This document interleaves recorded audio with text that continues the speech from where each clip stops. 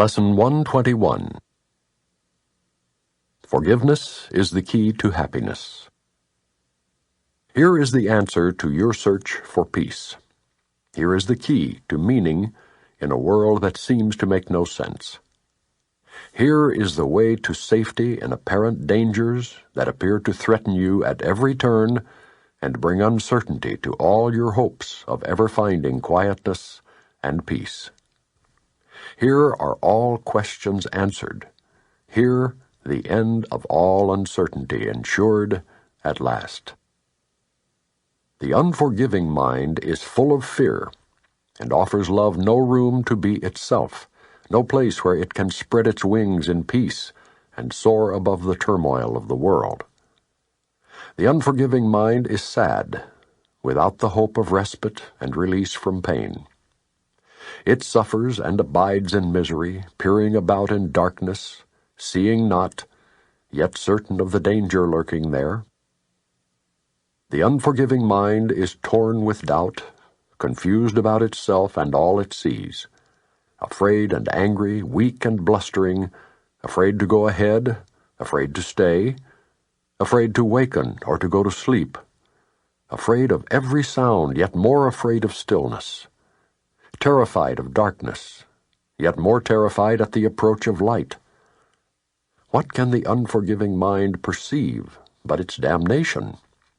What can it behold except the proof that all its sins are real? The unforgiving mind sees no mistakes, but only sins. It looks upon the world with sightless eyes and shrieks as it beholds its own projections rising to attack its miserable parody of life. It wants to live, yet wishes it were dead. It wants forgiveness, yet it sees no hope. It wants escape, yet can conceive of none, because it sees the sinful everywhere. The unforgiving mind is in despair, without the prospect of a future which can offer anything but more despair. Yet it regards its judgment of the world as irreversible, and does not see it has condemned itself to this despair. It thinks it cannot change, for what it sees bears witness that its judgment is correct. It does not ask, because it thinks it knows. It does not question, certain it is right. Forgiveness is acquired. It is not inherent in the mind, which cannot sin. As sin is an idea you taught yourself, forgiveness must be learned by you as well, but from a teacher other than yourself, who represents the other self in you.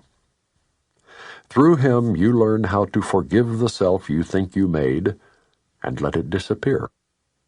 Thus you return your mind as one to him who is yourself, and who can never sin. Each unforgiving mind presents you with an opportunity to teach your own how to forgive itself. Each one awaits release from hell through you, and turns to you imploringly for heaven, here and now. It has no hope, but you become its hope, and as its hope do you become your own. The unforgiving mind must learn through your forgiveness that it has been saved from hell. And as you teach salvation, you will learn. Yet all your teaching and your learning will be not of you, but of the teacher who was given you to show the way to you. Today we practice learning to forgive.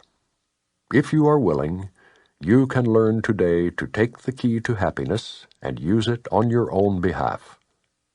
We will devote 10 minutes in the morning, and at night another 10, to learning how to give forgiveness and receive forgiveness too. The unforgiving mind does not believe that giving and receiving are the same. Yet we will try to learn today that they are one, through practicing forgiveness toward one whom you think of as an enemy, and one whom you consider as a friend. And as you learn to see them both as one, we will extend the lesson to yourself and see that their escape included yours. Begin the longer practice periods by thinking of someone you do not like, who seems to irritate you, or to cause regret in you if you should meet him, one you actively despise, or merely try to overlook. It does not matter what the form your anger takes. You probably have chosen him already. He will do. Now close your eyes and see him in your mind and look at him a while.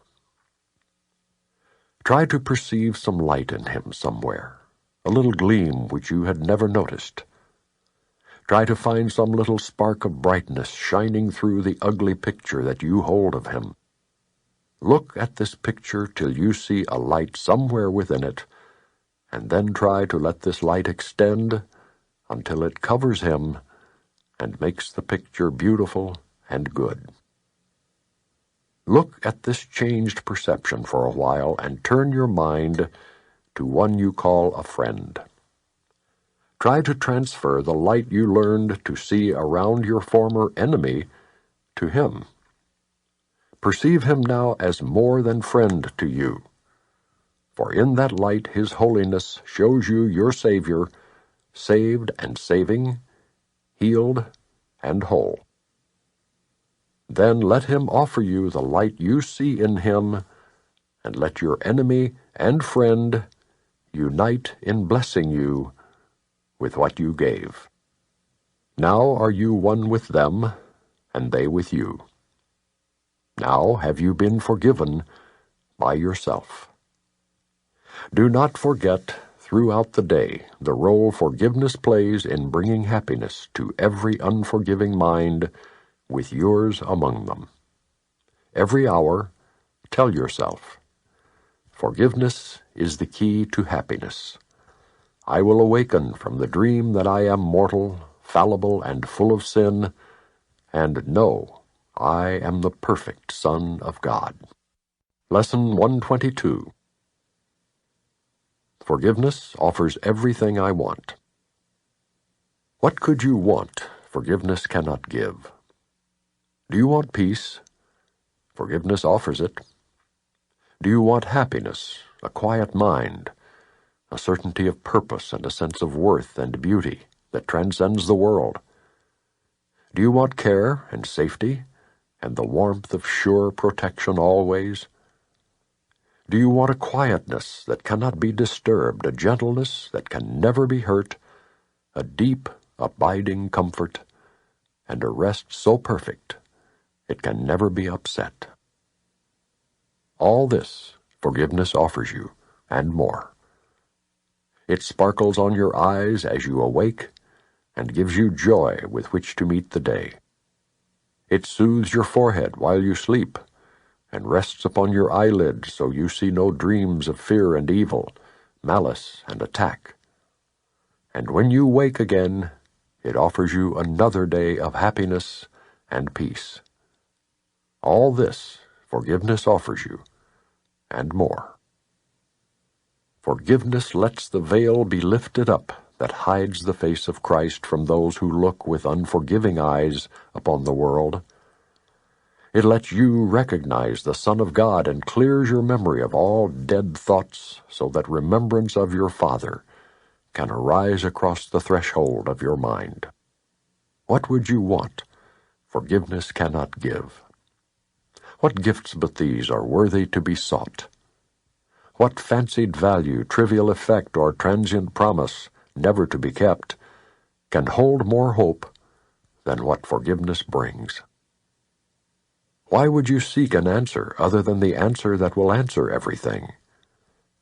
Here is the perfect answer, given to imperfect questions, meaningless requests, half-hearted willingness to hear, and less than halfway diligence and partial trust. Here is the answer. Seek for it no more. You will not find another one instead. God's plan for your salvation cannot change, nor can it fail. Be thankful it remains exactly as He planned it. Changelessly, it stands before you like an open door, with warmth and welcome, calling from beyond the doorway, bidding you to enter in and make yourself at home where you belong. Here is the answer. Would you stand outside while all of heaven waits for you within? Forgive and be forgiven. As you give, you will receive. There is no plan but this for the salvation of the Son of God. Let us today rejoice that this is so, for here we have an answer, clear and plain, beyond deceit in its simplicity. All the complexities the world has spun of fragile cobwebs disappear before the power and the majesty of this extremely simple statement of the truth. Here is the answer. Do not turn away in aimless wandering again. Accept salvation now. It is the gift of God, and not the world. The world can give no gifts of any value to a mind that has received what God has given as its own. God wills salvation be received today, and that the intricacies of your dreams no longer hide their nothingness from you. Open your eyes today and look upon a happy world of safety and of peace. Forgiveness is the means by which it comes to take the place of hell. In quietness, it rises up to greet your open eyes and fill your heart with deep tranquility as ancient truths, forever newly born, arise in your awareness. What you will remember then can never be described. Yet your forgiveness offers it to you. Remembering the gifts forgiveness gives, we undertake our practicing today with hope and faith that this will be the day salvation will be ours. Earnestly and gladly will we seek for it today, aware we hold the key within our hands, accepting heaven's answer to the hell we made, but where we would remain no more.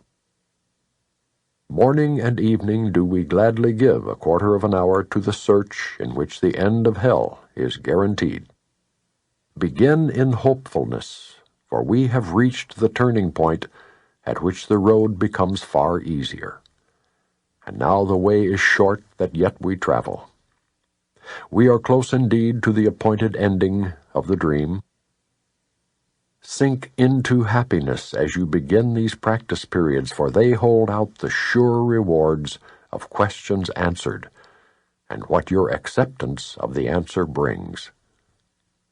Today it will be given you to feel the peace forgiveness offers, and the joy the lifting of the veil holds out to you. Before the light you will receive today, the world will fade until it disappears, and you will see another world arise you have no words to picture.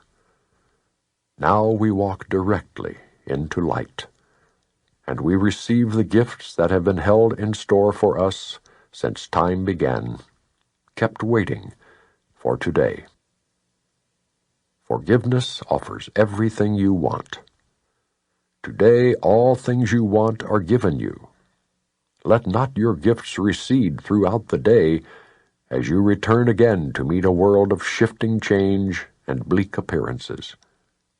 Retain your gifts in clear awareness as you see the changeless in the heart of change, the light of truth behind appearances. Be tempted not to let your gifts slip by and drift into forgetfulness, but hold them firmly in your mind by your attempts to think of them at least a minute as each quarter of an hour passes by. Remind yourself how precious are these gifts with this reminder, which has power to hold your gifts in your awareness through the day. Forgiveness offers everything I want. Today I have accepted this as true.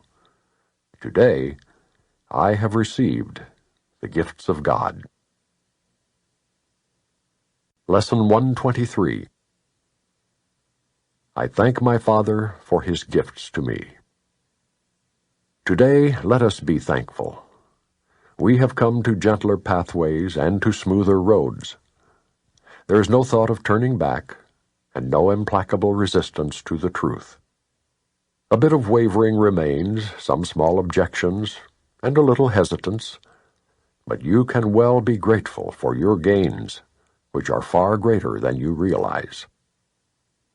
A day devoted now to gratitude will add the benefit of some insight into the real extent of all the gains which you have made, the gifts you have received.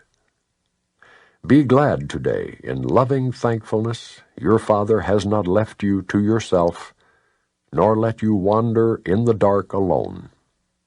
Be grateful he has saved you from the self you thought you made to take the place of him and his creation. Give him thanks today. Give thanks that he has not abandoned you, and that his love forever will remain shining on you forever without change. Give thanks as well that you are changeless, for the Son he loves is changeless as himself. Be grateful you are saved. Be glad you have a function in salvation to fulfill. Be thankful that your value far transcends your meager gifts and petty judgments of the one whom God established as his Son. Today, in gratitude, we lift our hearts above despair and raise our thankful eyes no longer looking downward to the dust. We sing the song of thankfulness today in honor of the self that God has willed to be our true identity in him. Today we smile on everyone we see and walk with lightened footsteps as we go to do what is appointed us to do. We do not go alone, and we give thanks that in our solitude a friend has come to speak the saving word of God to us, and thanks to you for listening to him. His word is soundless if it be not heard. In thanking him, the thanks are yours as well. An unheard message will not save the world, however mighty be the voice that speaks, however loving may the message be. Thanks be to you who heard, for you become the messenger who brings his voice with you and lets it echo round and round the world. Receive the thanks of God today as you give thanks to him, for he would offer you the thanks you give, since he receives your gifts in loving gratitude and gives them back 1,000 and 100,000 more than they were given. He will bless your gifts by sharing them with you, and so they grow in power and in strength until they fill the world with gladness and with gratitude. Receive his thanks and offer yours to him for 15 minutes twice today, and you will realize to whom you offer thanks and whom he thanks as you are thanking him. This holy half an hour given him will be returned to you in terms of years for every second, power to save the world eons more quickly for your thanks to him. Receive his thanks, and you will understand how lovingly he holds you in his mind, how deep and limitless his care for you, how perfect is his gratitude to you. Remember hourly to think of him and give him thanks for everything he gave his Son, that he might rise above the world, remembering his Father and his self. Lesson 124. Let me remember, I am one with God. Today we will again give thanks for our identity in God. Our home is safe, protection guaranteed in all we do, power and strength available to us in all our undertakings. We can fail in nothing. Everything we touch takes on a shining light that blesses and that heals. At one with God and with the universe we go our way rejoicing, with the thought that God himself goes everywhere with us. How holy are our minds, and everything we see reflects the holiness within the mind at one with God and with itself. How easily do errors disappear, and death give place to everlasting life. Our shining footprints point the way to truth, for God is our companion as we walk the world a little while. And those who come to follow us will recognize the way, because the light we carry stays behind, yet still remains with us as we walk on. What we receive is our eternal gift to those who follow after, and to those who went before or stayed with us a while. And God, who loves us with the equal love in which we were created, smiles on us and offers us the happiness we gave. Today we will not doubt His love for us, nor question His protection and His care. No meaningless anxieties can come between our faith and our awareness of His presence. We are one with Him today in recognition and remembrance. We feel Him in our hearts. Our minds contain His thoughts. Our eyes behold His loveliness in all we look upon. Today we see only the loving and the lovable. We see it in appearances of pain, and pain gives way to peace. We see it in the frantic and the sad and the distressed, the lonely and afraid, who are restored to the tranquility and peace of mind in which they were created. And we see it in the dying and the dead as well, restoring them to life. All this we see because we saw it first within ourselves. No miracle can ever be denied to those who know that they are one with God. No thought of theirs but has the power to heal all forms of suffering in anyone, in times gone by and times as yet to come, as easily as in the ones who walk beside them now. Their thoughts are timeless, and apart from distance as apart from time. We join in this awareness as we say that we are one with God. For in these words we say as well that we are saved and healed, that we can save and heal accordingly. We have accepted, and we now would give. For we would keep the gifts our Father gave. Today we would experience ourselves at one with Him, so that the world may share our recognition of reality. In our experience, the world is freed. As we deny our separation from our Father, it is healed along with us. Peace be to you today. Secure your peace by practicing awareness you are one with your Creator as He is with you. Sometime today, whenever it seems best, devote a half an hour to the thought that you are one with God. This is our first attempt at an extended period for which we give no rules nor special words to guide your meditation. We will trust God's voice to speak as He sees fit today, certain He will not fail. Abide with Him this half an hour.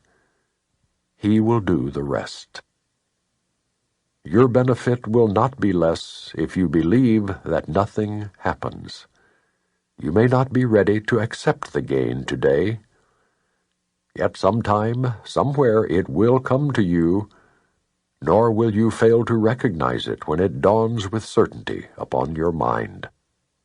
This half an hour will be framed in gold, with every minute like a diamond set around the mirror that this exercise will offer you, and you will see Christ's face upon it in reflection of your own. Perhaps today, perhaps tomorrow, you will see your own transfiguration in the glass this holy half an hour will hold out to you to look upon yourself. When you are ready, you will find it there, within your mind, and waiting to be found. You will remember then the thought to which you gave this half an hour, thankfully aware no time was ever better spent. Perhaps today, perhaps tomorrow, you will look into this glass and understand the sinless light you see belongs to you. The loveliness you look on is your own. Count this half hour as your gift to God, in certainty that His return will be a sense of love you cannot understand, a joy too deep for you to comprehend, a sight too holy for the body's eyes to see. And yet you can be sure, someday, perhaps today, perhaps tomorrow, you will understand and comprehend and see. Add further jewels to the golden frame that holds the mirror offered you today by hourly repeating to yourself, "Let me remember I am one with God, at one with all my brothers and myself, in everlasting holiness and peace." Lesson 125. In quiet, I receive God's Word today. Let this day be a day of stillness and of quiet listening. Your Father wills you hear His Word today. He calls to you from deep within your mind, where He abides. Hear Him today.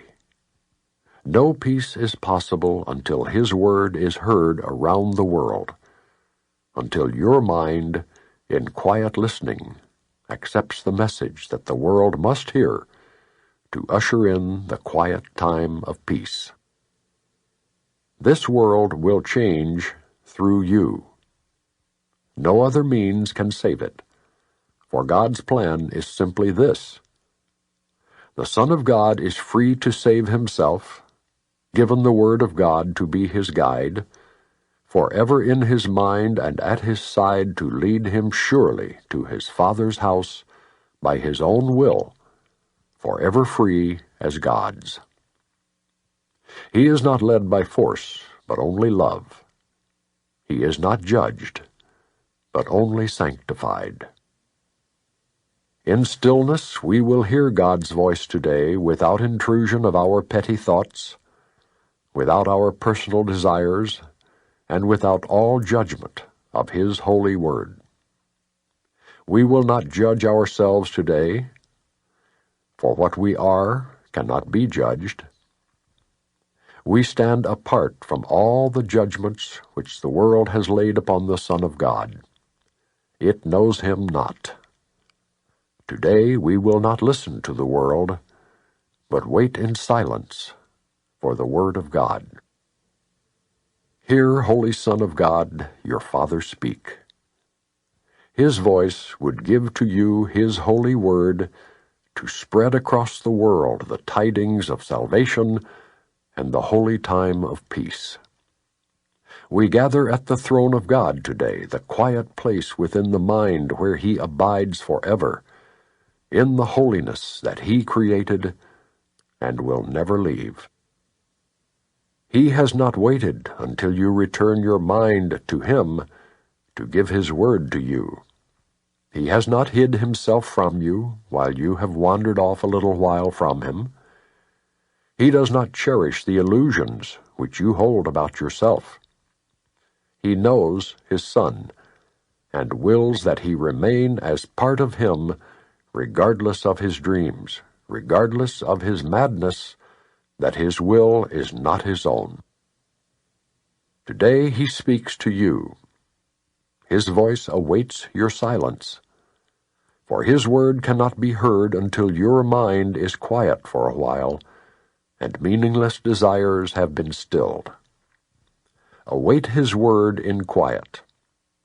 There is peace within you to be called upon today to help make ready your most holy mind to hear the voice for its Creator speak. 3 times today, at times most suitable for silence, give 10 minutes set apart from listening to the world, and choose instead a gentle listening to the Word of God. He speaks from nearer than your heart to you. His voice is closer than your hand. His love is everything you are and that He is. the same as you, and you the same as he. It is your voice to which you listen as he speaks to you. It is your word he speaks. It is the word of freedom and of peace, of unity of will and purpose, with no separation nor division in the single mind of Father and of Son. In quiet, listen to yourself today, and let him tell you God has never left his Son, and you have never left yourself. Only be quiet. You will need no rule but this, to let your practicing today lift you above the thinking of the world and free your vision from the body's eyes. Only be still and listen.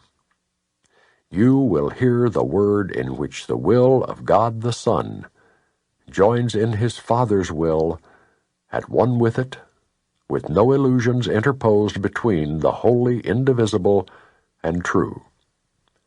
As every hour passes by today, be still a moment and remind yourself you have a special purpose for this day, in quiet, to receive the Word of God. Lesson 126. All that I give is given to myself. Today's idea, completely alien to the ego and the thinking of the world, is crucial to the thought reversal that this course will bring about. If you believed this statement, there would be no problem in complete forgiveness, certainty of goal, and sure direction. You would understand the means by which salvation comes to you and would not hesitate to use it now. Let us consider what you do believe in place of this idea. It seems to you that other people are apart from you and able to behave in ways which have no bearing on your thoughts, nor yours on theirs. Therefore, your attitudes have no effect on them, and their appeals for help are not in any way related to your own. You further think that they can sin without affecting your perception of yourself, while you can judge their sin and yet remain apart from condemnation and at peace. When you forgive a sin, there is no gain to you directly. You give charity to one unworthy merely to point out that you are better, on a higher plane than he whom you forgive. He has not earned your charitable tolerance, which you bestow on one unworthy of the gift, because his sins have lowered him beneath a true equality with you. He has no claim on your forgiveness. It holds out a gift to him, but hardly to yourself. Thus is forgiveness basically unsound, a charitable whim, benevolent, yet undeserved, a gift bestowed at times, at other times withheld. Unmerited, withholding it is just, nor is it fair that you should suffer when it is withheld. The sin that you forgive is not your own. Someone apart from you committed it, and if you then are gracious unto him by giving him what he does not deserve, the gift is no more yours than was his sin. If this be true, forgiveness has no grounds on which to rest dependably and sure. It is an eccentricity in which you sometimes choose to give indulgently an undeserved reprieve. Yet it remains your right to let the sinner not escape the justified repayment for his sin. Think you the Lord of heaven would allow the world's salvation to depend on this? Would not his care for you be small indeed, if your salvation rested on a whim? You do not understand forgiveness. As you see it, it is but a check upon overt attack, without requiring correction in your mind. It cannot give you peace as you perceive it. It is not a means for your release from what you see in someone other than yourself. It has no power to restore your unity with him to your awareness. It is not what God intended it to be for you. Not having given him the gift he asks of you, you cannot recognize his gifts and think he has not given them to you. Yet would he ask you for a gift unless it was for you? Could he be satisfied with empty gestures and evaluate such petty gifts as worthy of his Son?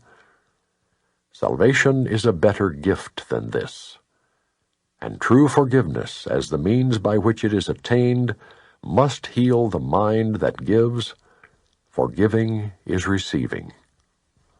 What remains as unreceived has not been given, but what has been given must have been received. Today we try to understand the truth that giver and receiver are the same. You will need help to make this meaningful because it is so alien to the thoughts to which you are accustomed. But the help you need is there. Give him your faith today and ask him that he share your practicing in truth today. And if you only catch a tiny glimpse of the release that lies in the idea we practice for today, this is a day of glory for the world. Give 15 minutes twice today to the attempt to understand today's idea. It is the thought by which forgiveness takes its proper place in your priorities. It is the thought that will release your mind from every bar to what forgiveness means and let you realize its worth to you. In silence, close your eyes upon the world that does not understand forgiveness and seek sanctuary in the quiet place where thoughts are changed and false beliefs laid by. Repeat today's idea and ask for help in understanding what it really means. Be willing to be taught. Be glad to hear the voice of truth and healing speak to you, and you will understand the words he speaks and recognize he speaks your words to you.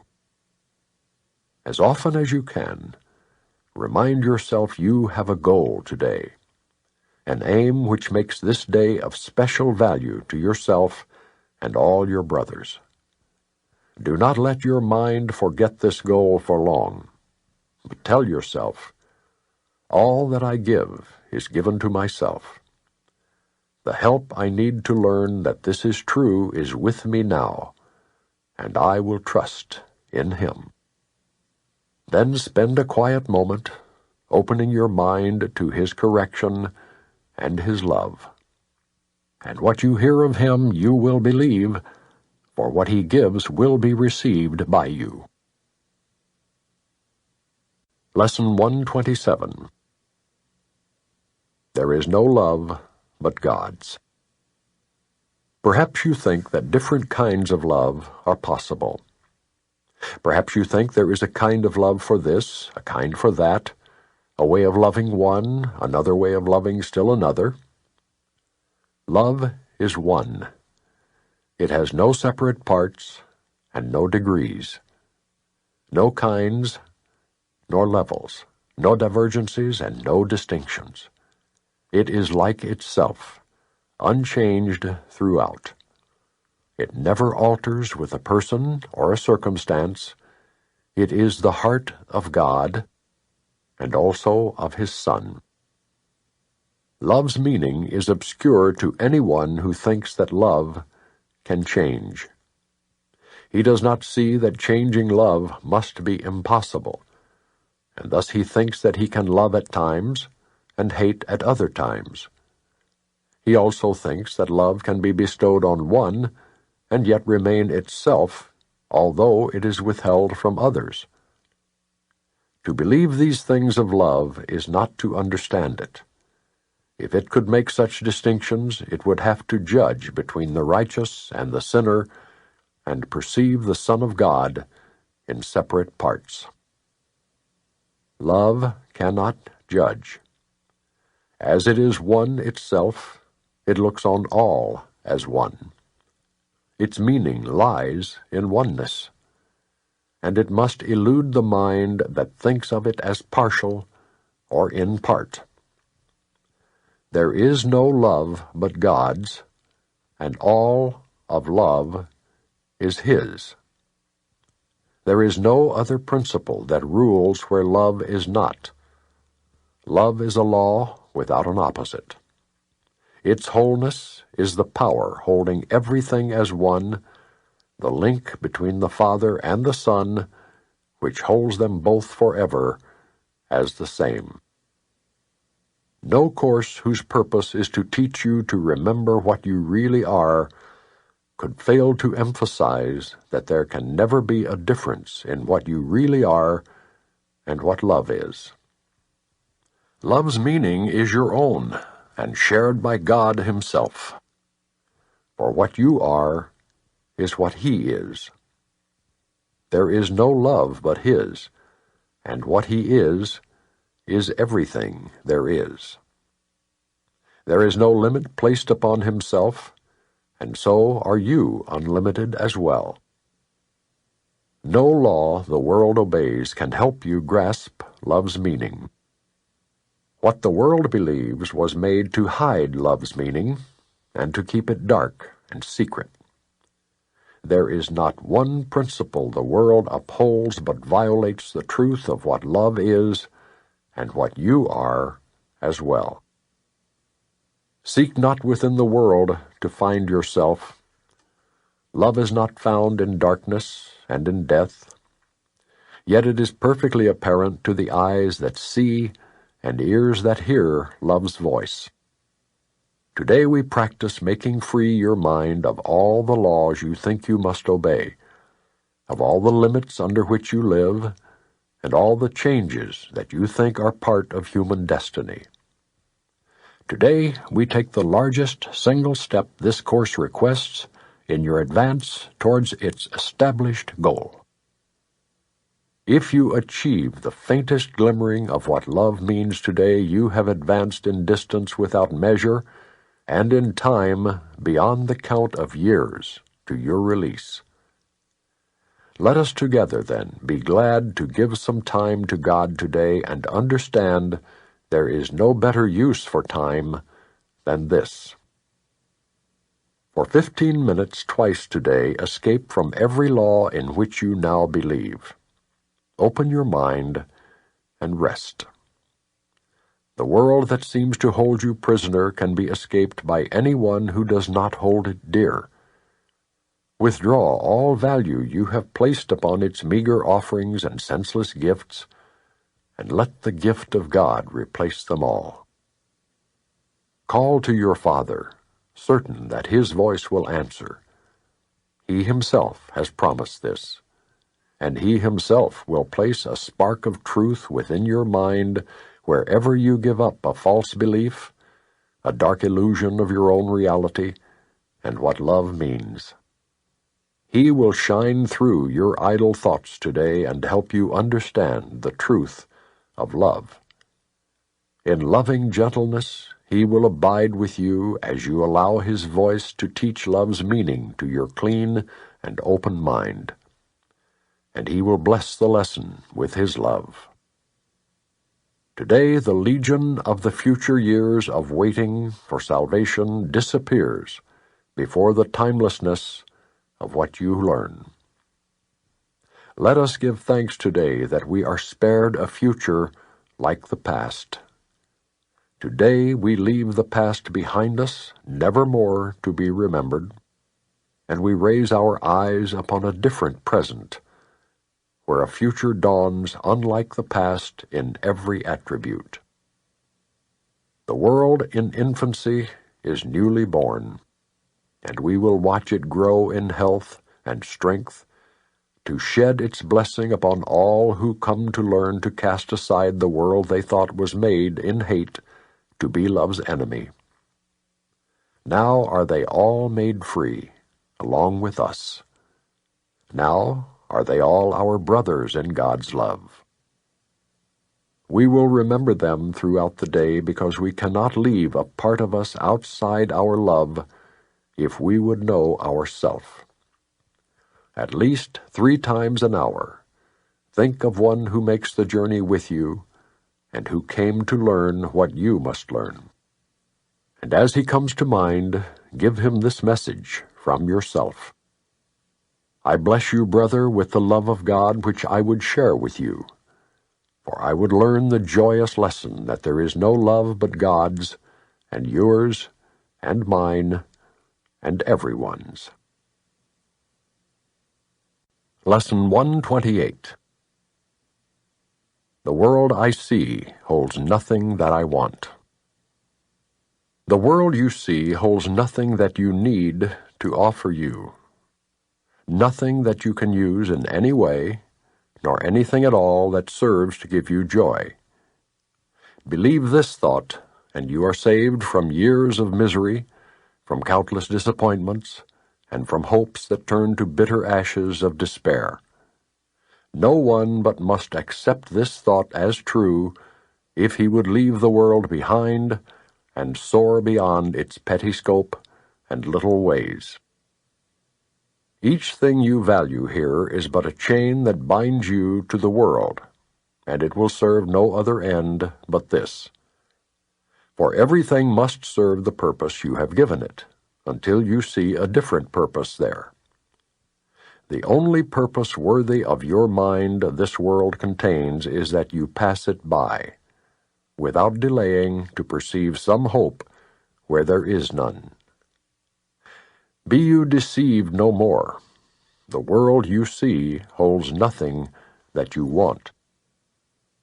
Escape today the change you place upon your mind when you perceive salvation here.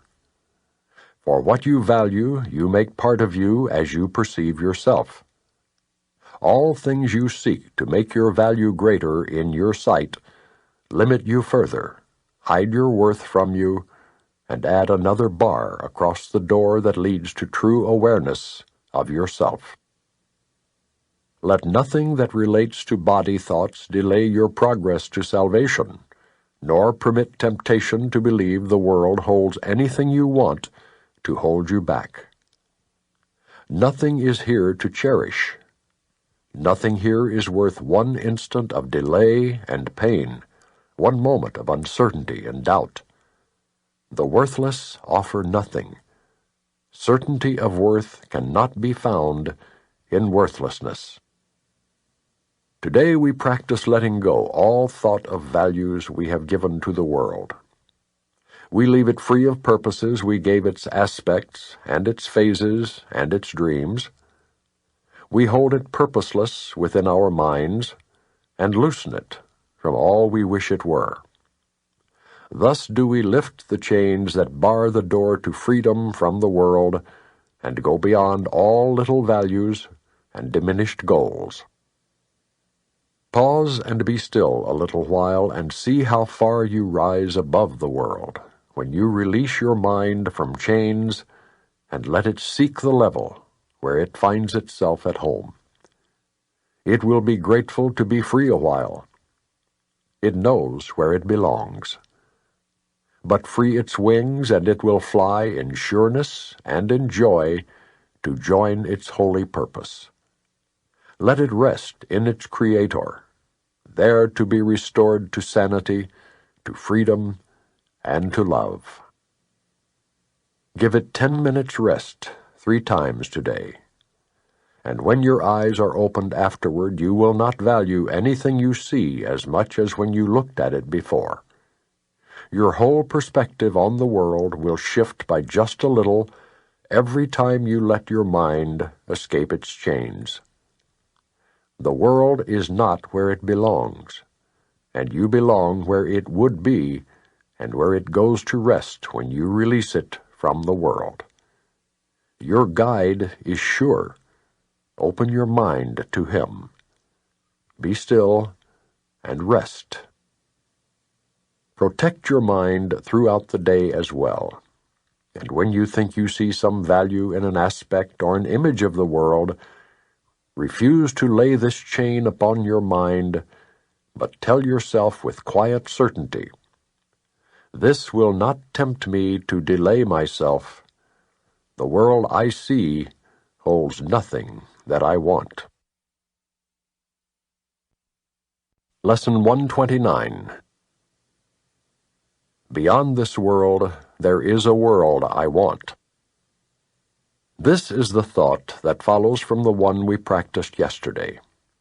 You cannot stop with the idea the world is worthless, for unless you see that there is something else to hope for, you will only be depressed.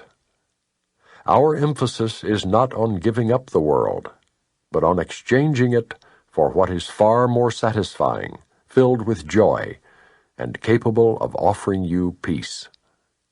Think you this world can offer that to you?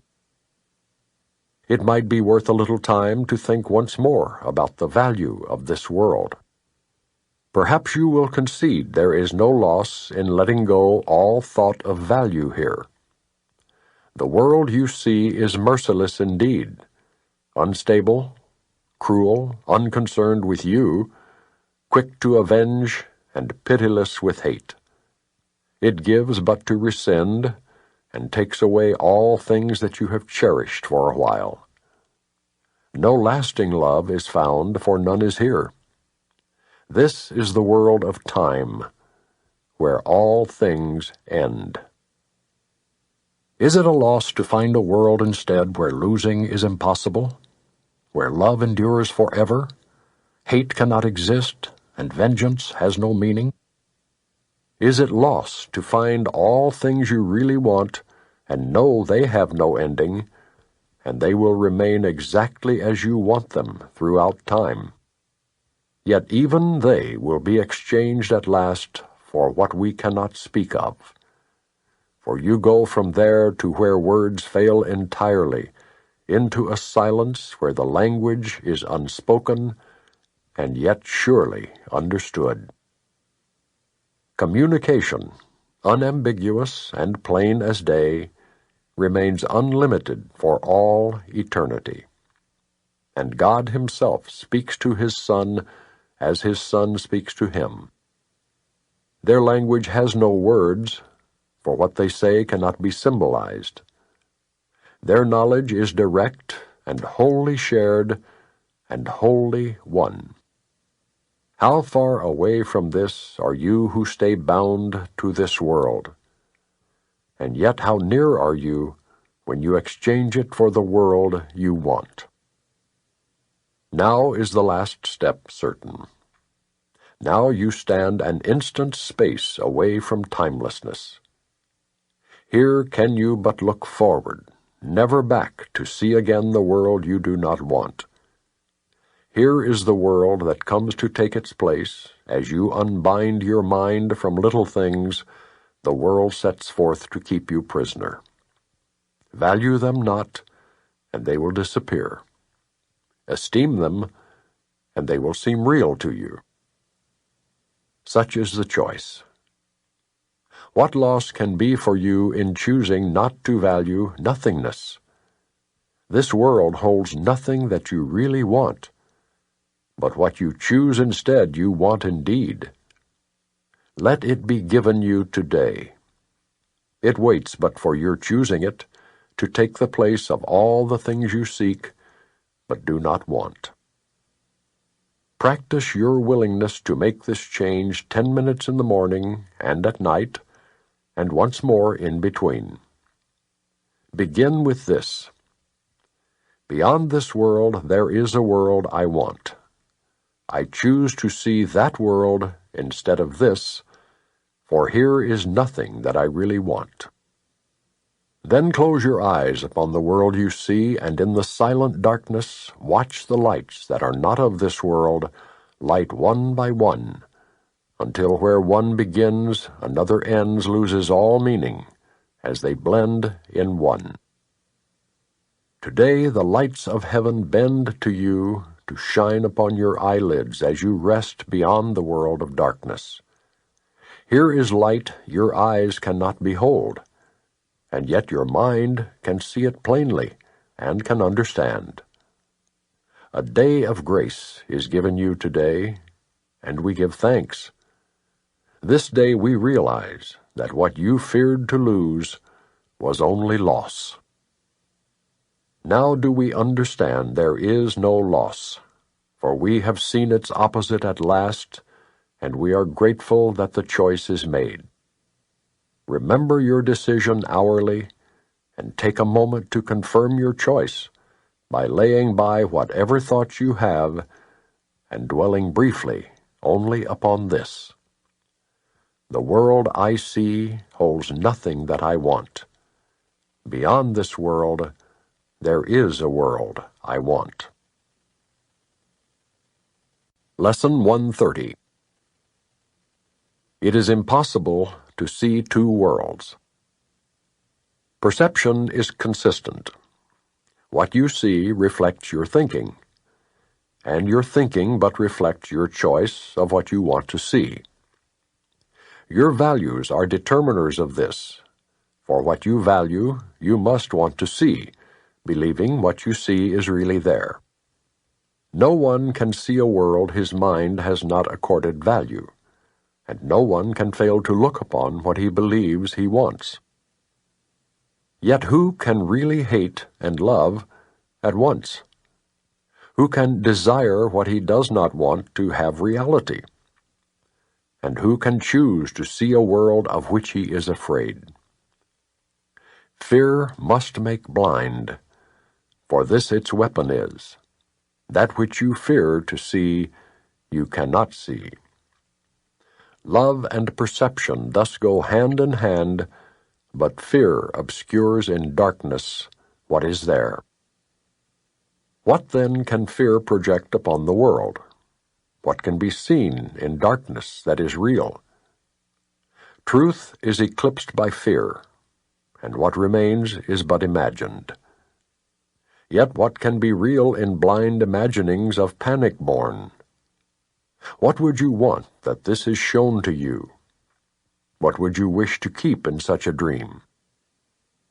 Fear has made everything you think you see. All separation, all distinctions, and the multitude of differences you believe make up the world. They are not there. Love's enemy has made them up. Yet love can have no enemy, and so they have no cause, no being, and no consequence. They can be valued, but remain unreal. They can be sought, but they cannot be found. Today we will not seek for them, nor waste this day in seeking what cannot be found. It is impossible to see two worlds which have no overlap of any kind. Seek for the one, the other disappears. But one remains. They are the range of choice beyond which your decision cannot go. The real and the unreal are all there are to choose between, and nothing more than these. Today we will attempt no compromise where none is possible. The world you see is proof you have already made a choice as all-embracing as its opposite. What we would learn today is more than just the lesson that you cannot see two worlds. It also teaches that the one you see is quite consistent from the point of view from which you see it. It is all a piece because it stems from one emotion and reflects its source in everything you see.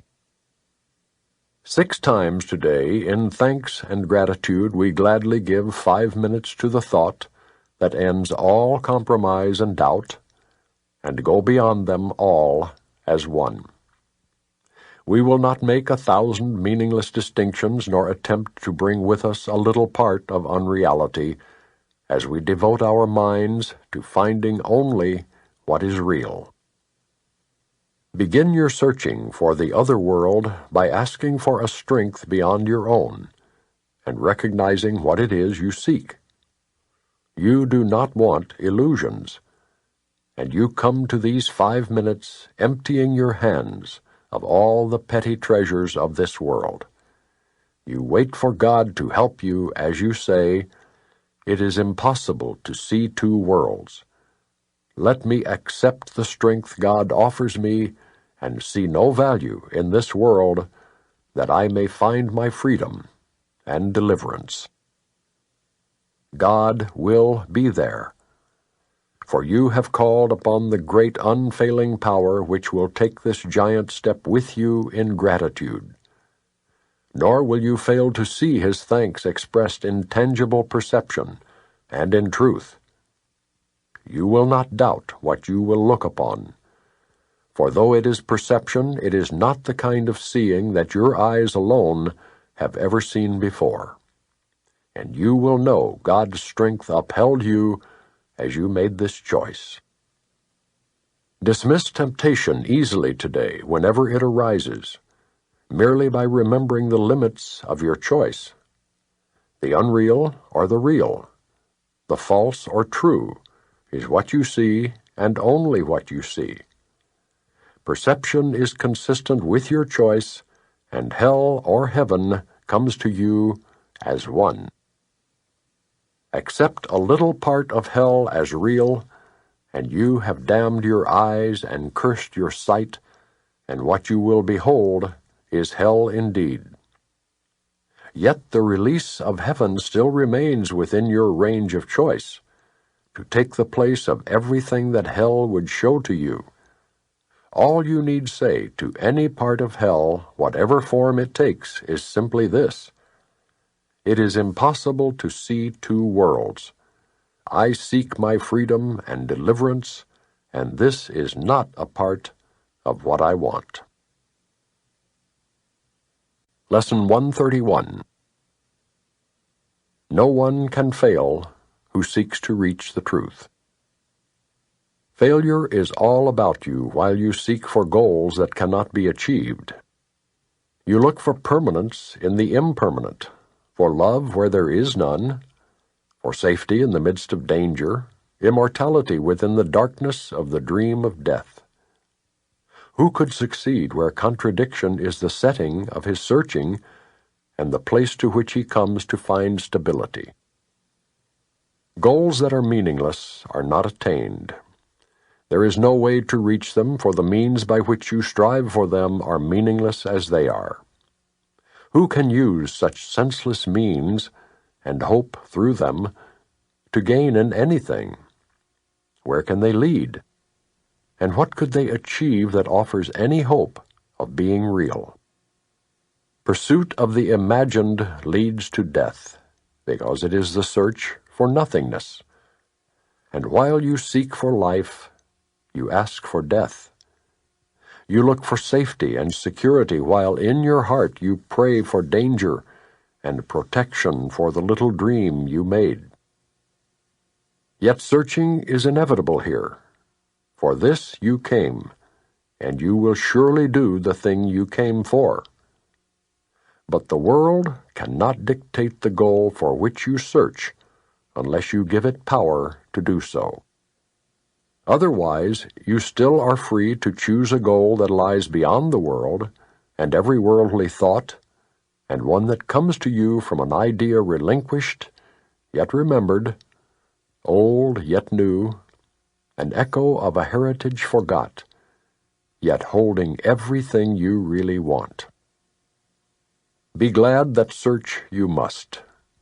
Be glad as well to learn you search for heaven, and must find the goal you really want. No one can fail to want this goal and reach it in the end. God's Son cannot seek vainly, though he try to force delay, deceive himself, and think that it is hell he seeks. When he is wrong, he finds correction. When he wanders off, he is led back to his appointed task. No one remains in hell, for no one can abandon his Creator, nor affect his perfect, timeless, and unchanging love. You will find heaven. Everything you seek but this will fall away. Yet not because it has been taken from you. It will go because you do not want it.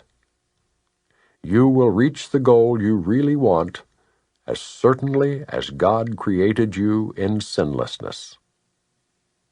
Why wait for heaven? It is here today. Time is the great illusion. It is past or in the future. Yet this cannot be. if it is where God wills His Son to be?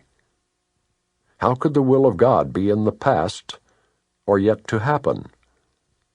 What He wills is now, without a past and wholly futureless. It is as far removed from time as is a tiny candle from a distant star, or what you chose from what you really want.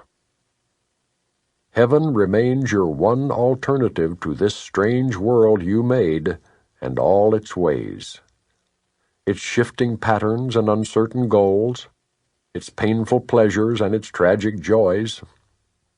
God made no contradictions. What denies its own existence and attacks itself is not of Him. He did not make two minds, with heaven as the glad effect of one, and earth the other's sorry outcome, which is heaven's opposite in every way. God does not suffer conflict, nor is His creation split in two. How could it be His Son could be in hell when God Himself established Him in heaven? Could He lose what the eternal will has given Him to be His home forever? Let us not try longer to impose an alien will upon God's single purpose. He is here because He wills to be, and what He wills is present now, beyond the reach of time. Today we will not choose a paradox in place of truth. How could the Son of God make time to take away the will of God? He thus denies Himself and contradicts what has no opposite. He thinks He made a hell opposing heaven and believes that He abides in what does not exist, while heaven is the place He cannot find. Leave foolish thoughts like these behind today, and turn your mind to true ideas instead.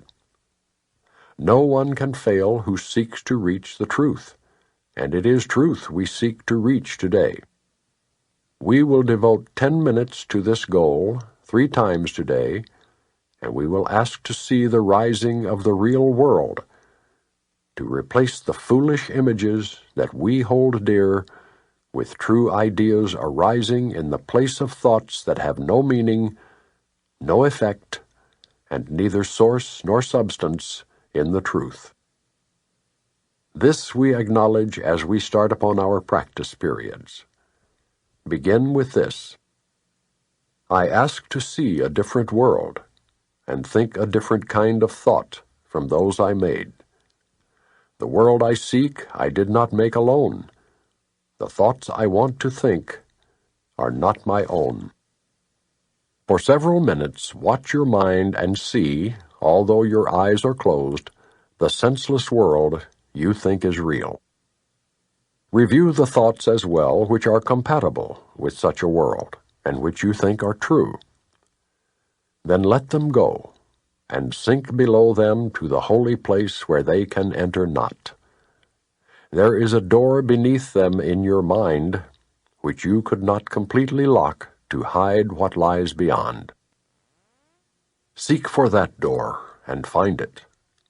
But before you try to open it, remind yourself no one can fail who seeks to reach the truth.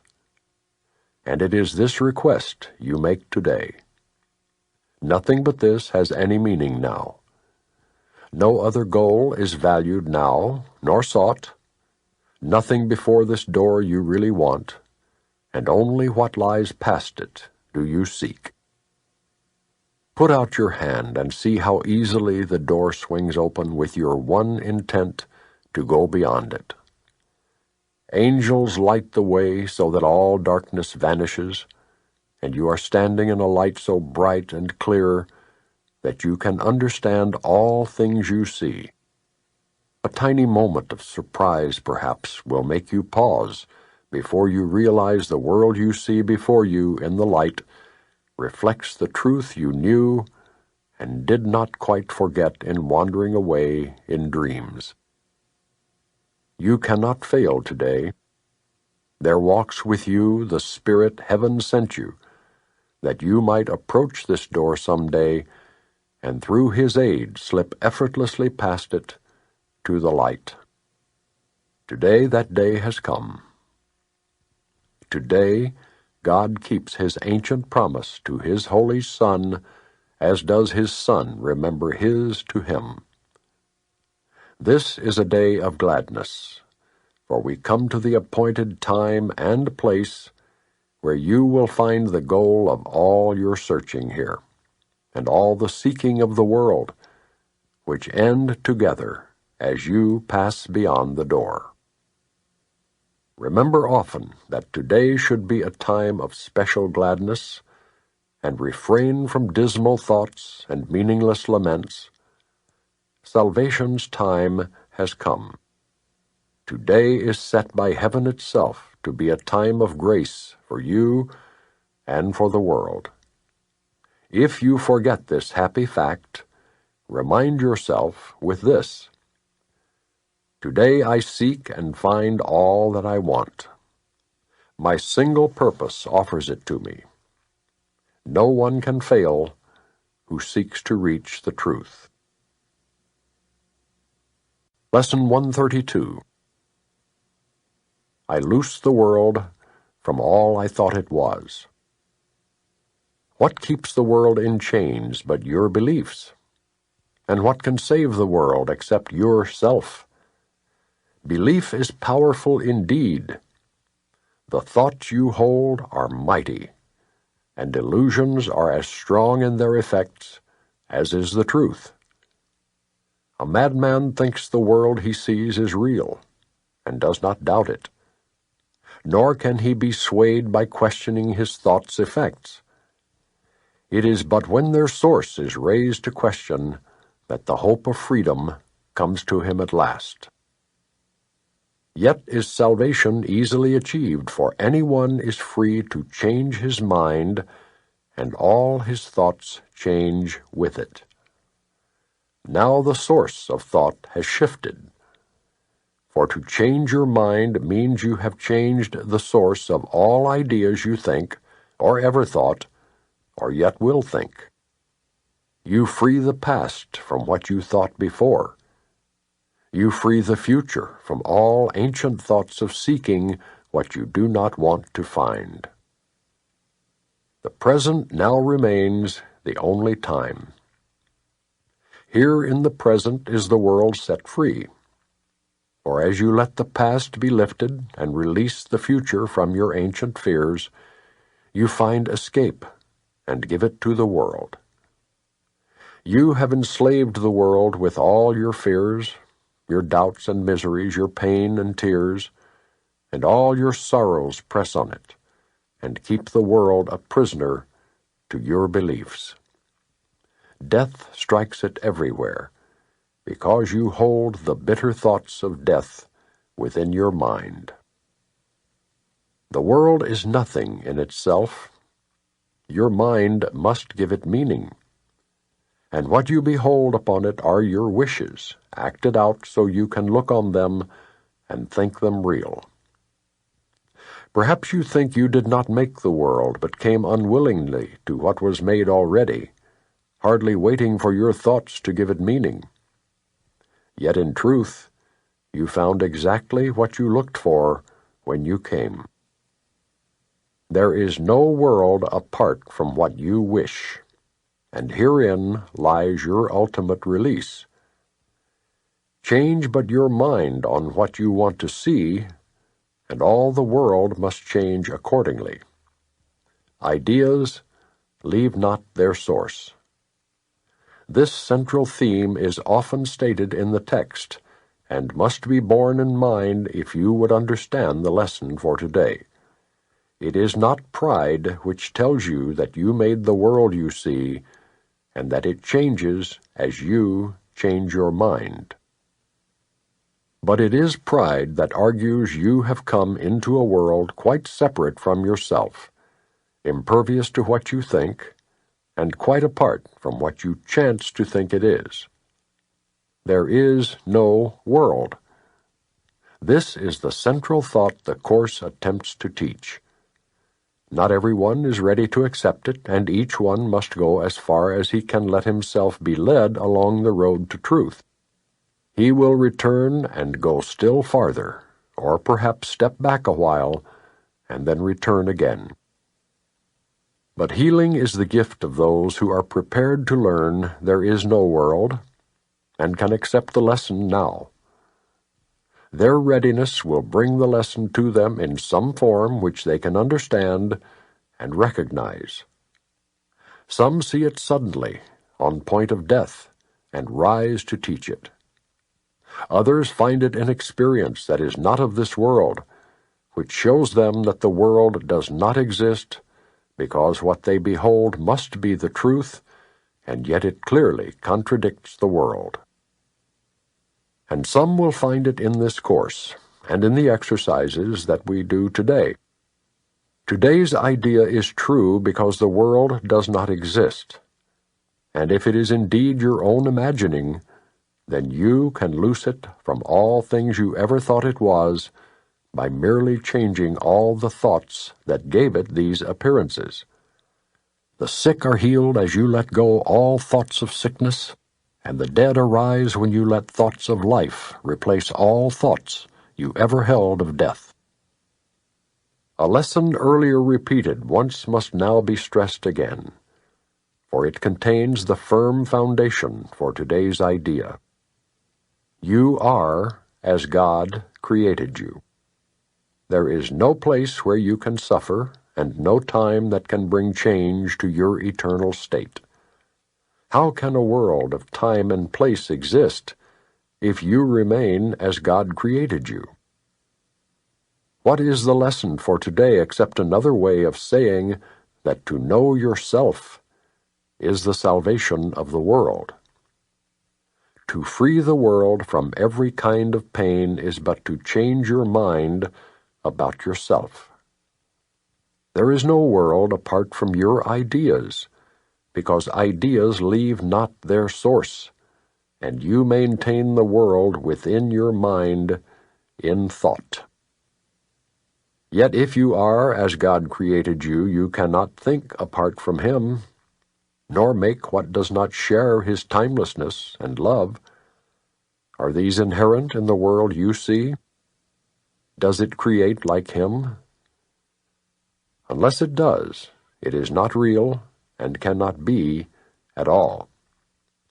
If you are real, the world you see is false, for God's creation is unlike the world in every way. And as it was His thought by which you were created, so it is your thoughts which made it and must set it free, that you may know the thoughts you share with God. Release the world. Your real creations wait for this release to give you fatherhood not of illusions, but as God in truth. God shares His fatherhood with you who are His son, for He makes no distinctions in what is Himself and what is still Himself. What He creates is not apart from Him, and nowhere does the Father end, the Son begin as something separate from Him.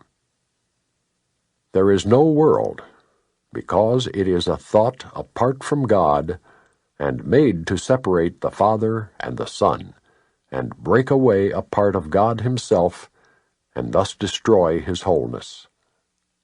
Can a world which comes from this idea be real? Can it be anywhere?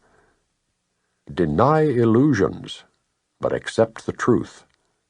Deny you are a shadow briefly laid upon a dying world. Release your mind, and you will look upon a world released. Today our purpose is to free the world from all the idle thoughts we ever held about it, and about all living things we see upon it. They cannot be there. No more can we. For we are in the home our Father set for us, along with them. And we who are as He created us would loose the world this day from every one of our illusions, that we may be free. Begin the 15-minute periods in which we practice twice today with this: I who remain as God created me would loose the world from all I thought it was. For I am real because the world is not, and I would know my own reality.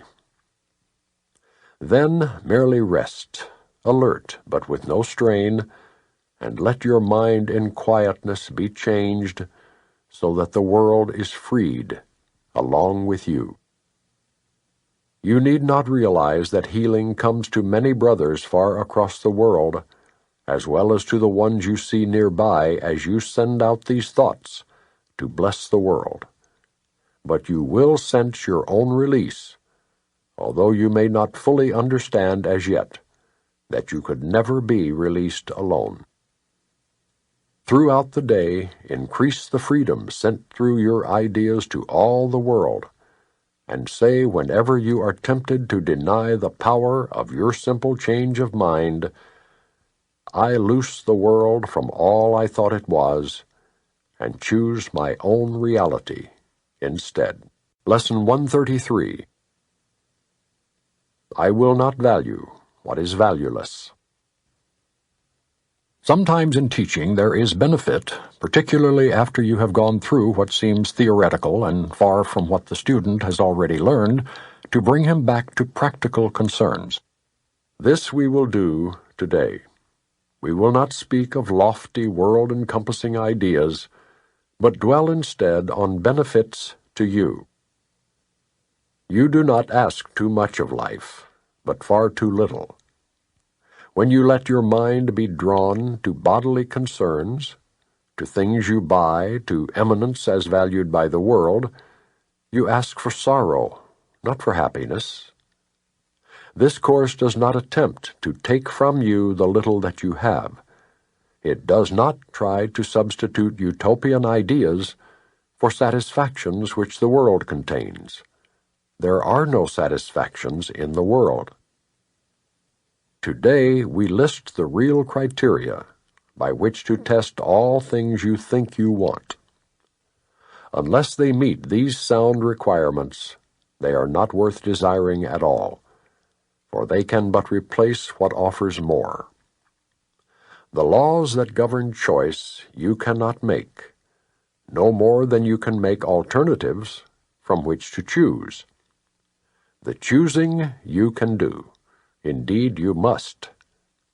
But it is wise to learn the laws you set in motion when you choose, and what alternatives you choose between. We have already stressed there are but two, however many there appear to be. The range is set, and this we cannot change. It would be most ungenerous to you to let alternatives be limitless, and thus delay your final choice until you had considered all of them in time, and not been brought so clearly to the place where there is but one choice that must be made.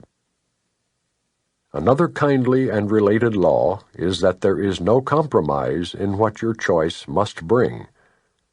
It cannot give you just a little, for there is no in-between. Each choice you make brings everything to you or nothing. Therefore, if you learn the tests by which you can distinguish everything from nothing, you will make the better choice. First, if you choose a thing that will not last forever, what you chose is valueless. A temporary value is without all value. Time can never take away a value that is real. What fades and dies was never there, and makes no offering to him who chooses it. He is deceived by nothing in a form he thinks he likes. Next, if you choose to take a thing away from someone else, you will have nothing left. This is because when you deny his right to everything, you have denied your own. You therefore will not recognize the things you really have, denying they are there. Who seeks to take away has been deceived by the illusion loss can offer gain. Yet loss must offer loss, and nothing more. Your next consideration is the one on which the others rest. Why is the choice you make of value to you? What attracts your mind to it? What purpose does it serve? Here it is easiest of all to be deceived. For what the ego wants, it fails to recognize. It does not even tell the truth as it perceives it, for it needs to keep the halo which it uses to protect its goals from tarnish and from rust, that you may see how innocent it is. Yet is its camouflage a thin veneer, which could deceive but those who are content to be deceived. Its goals are obvious to anyone who cares to look for them. Here is deception doubled, for the one who is deceived will not perceive that he has merely failed to gain. He will believe that he has served the ego's hidden goals. Yet though he tries to keep its halo clear within his vision, still must he perceive its tarnished edges and its rusted core. His ineffectual mistakes appear as sins to him, because he looks upon the tarnish as his own, the rust a sign of deep unworthiness within himself. He who would still preserve the ego's goals and serve them as his own makes no mistakes, according to the dictates of his guide. This guidance teaches it is error to believe that sins are but mistakes, for who would suffer for his sins if this were so?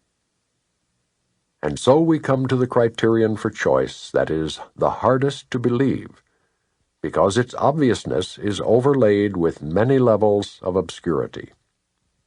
If you feel any guilt about your choice, you have allowed the ego's goals to come between the real alternatives, and thus you do not realize there are but two, and the alternative you think you chose seems fearful and too dangerous to be the nothingness it actually is. All things are valuable or valueless, worthy or not of being sought at all, entirely desirable or not worth the slightest effort to obtain. Choosing is easy just because of this. Complexity is nothing but a screen of smoke which hides the very simple fact that no decision can be difficult. What is the gain to you in learning this?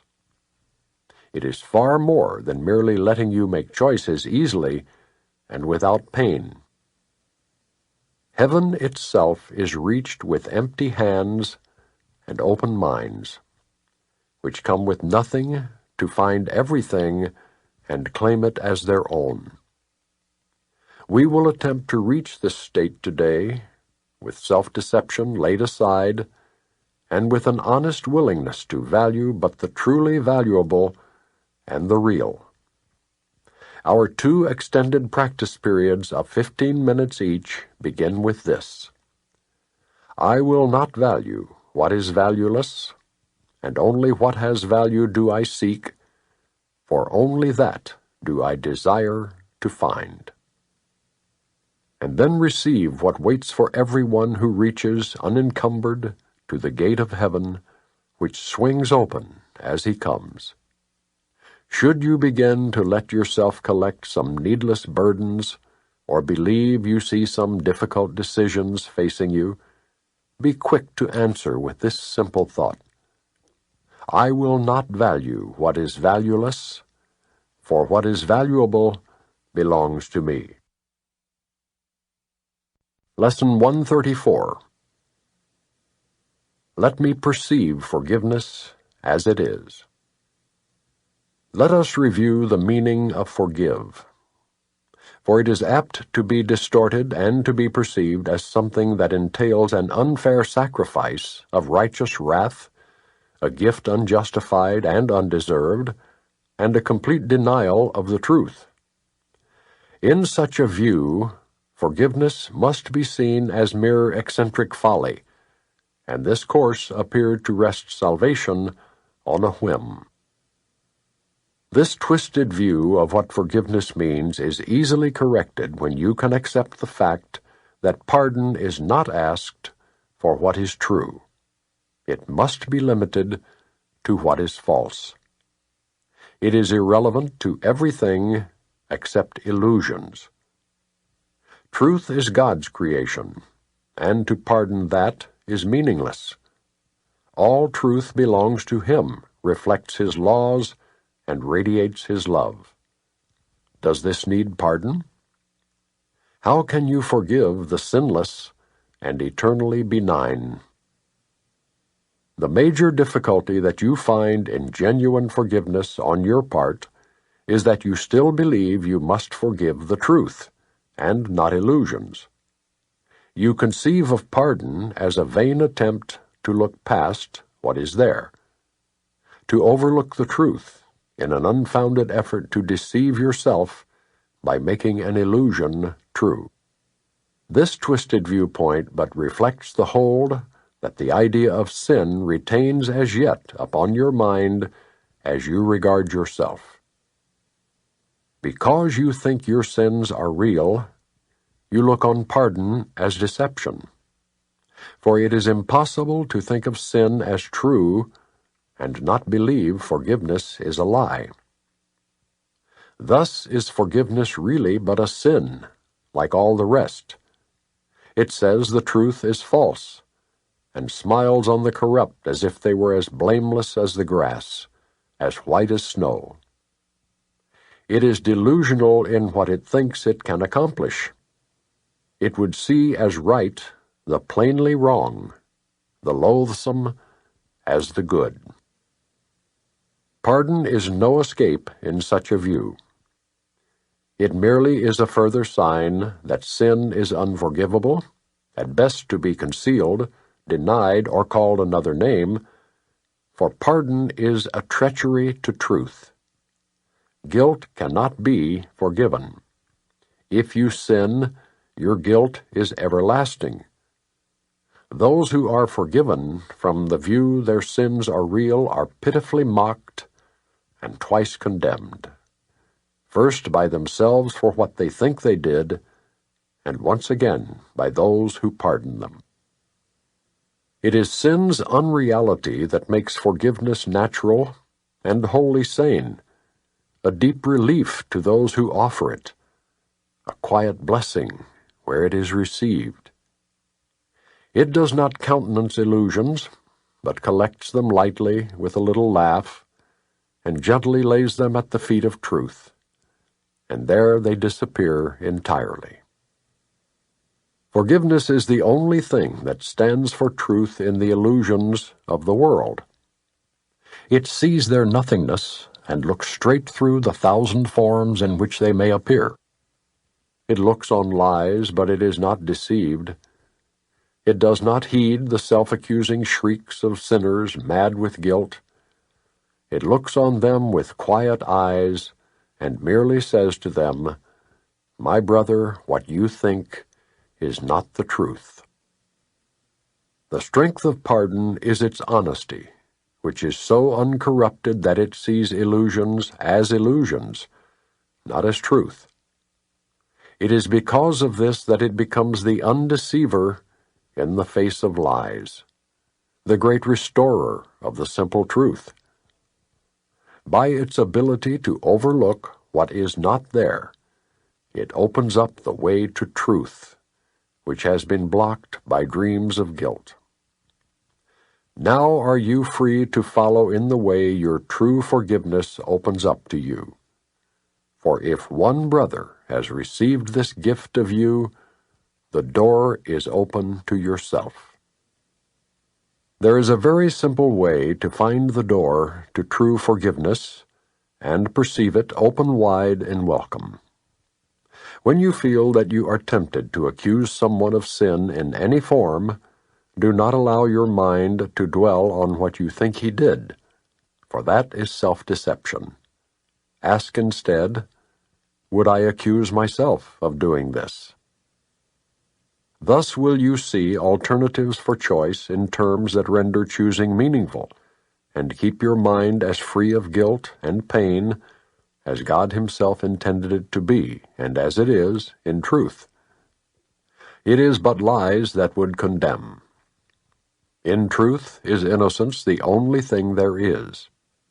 Forgiveness stands between illusions and the truth, between the world you see and that which lies beyond, between the hell of guilt and heaven's gate. Across this bridge, as powerful as love which laid its blessing on it, are all dreams of evil and of hatred and attack brought silently to truth. They are not kept to swell and bluster and to terrify the foolish dreamer who believes in them. He has been gently wakened from his dream by understanding what he thought he saw was never there. And now he cannot feel that all escape has been denied to him. He does not have to fight to save himself. He does not have to kill the dragons which he thought pursued him. Nor need he erect the heavy walls of stone and iron doors he thought would make him safe. He can remove the ponderous and useless armor made to chain his mind to fear and misery.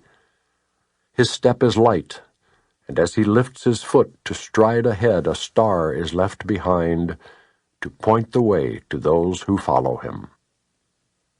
Forgiveness must be practiced, for the world cannot perceive its meaning, nor provide a guide to teach you its beneficence. There is no thought in all the world that leads to any understanding of the laws it follows, nor the thought that it reflects. It is as alien to the world as is your own reality, and yet it joins your mind with the reality in you. Today we practice true forgiveness, that the time of joining be no more delayed. For we would meet with our reality in freedom and in peace. Our practicing becomes the footsteps lighting up the way for all our brothers who will follow us to the reality we share with them. That this may be accomplished, let us give a quarter of an hour twice today, and spend it with the guide who understands the meaning of forgiveness and was sent to us to teach it.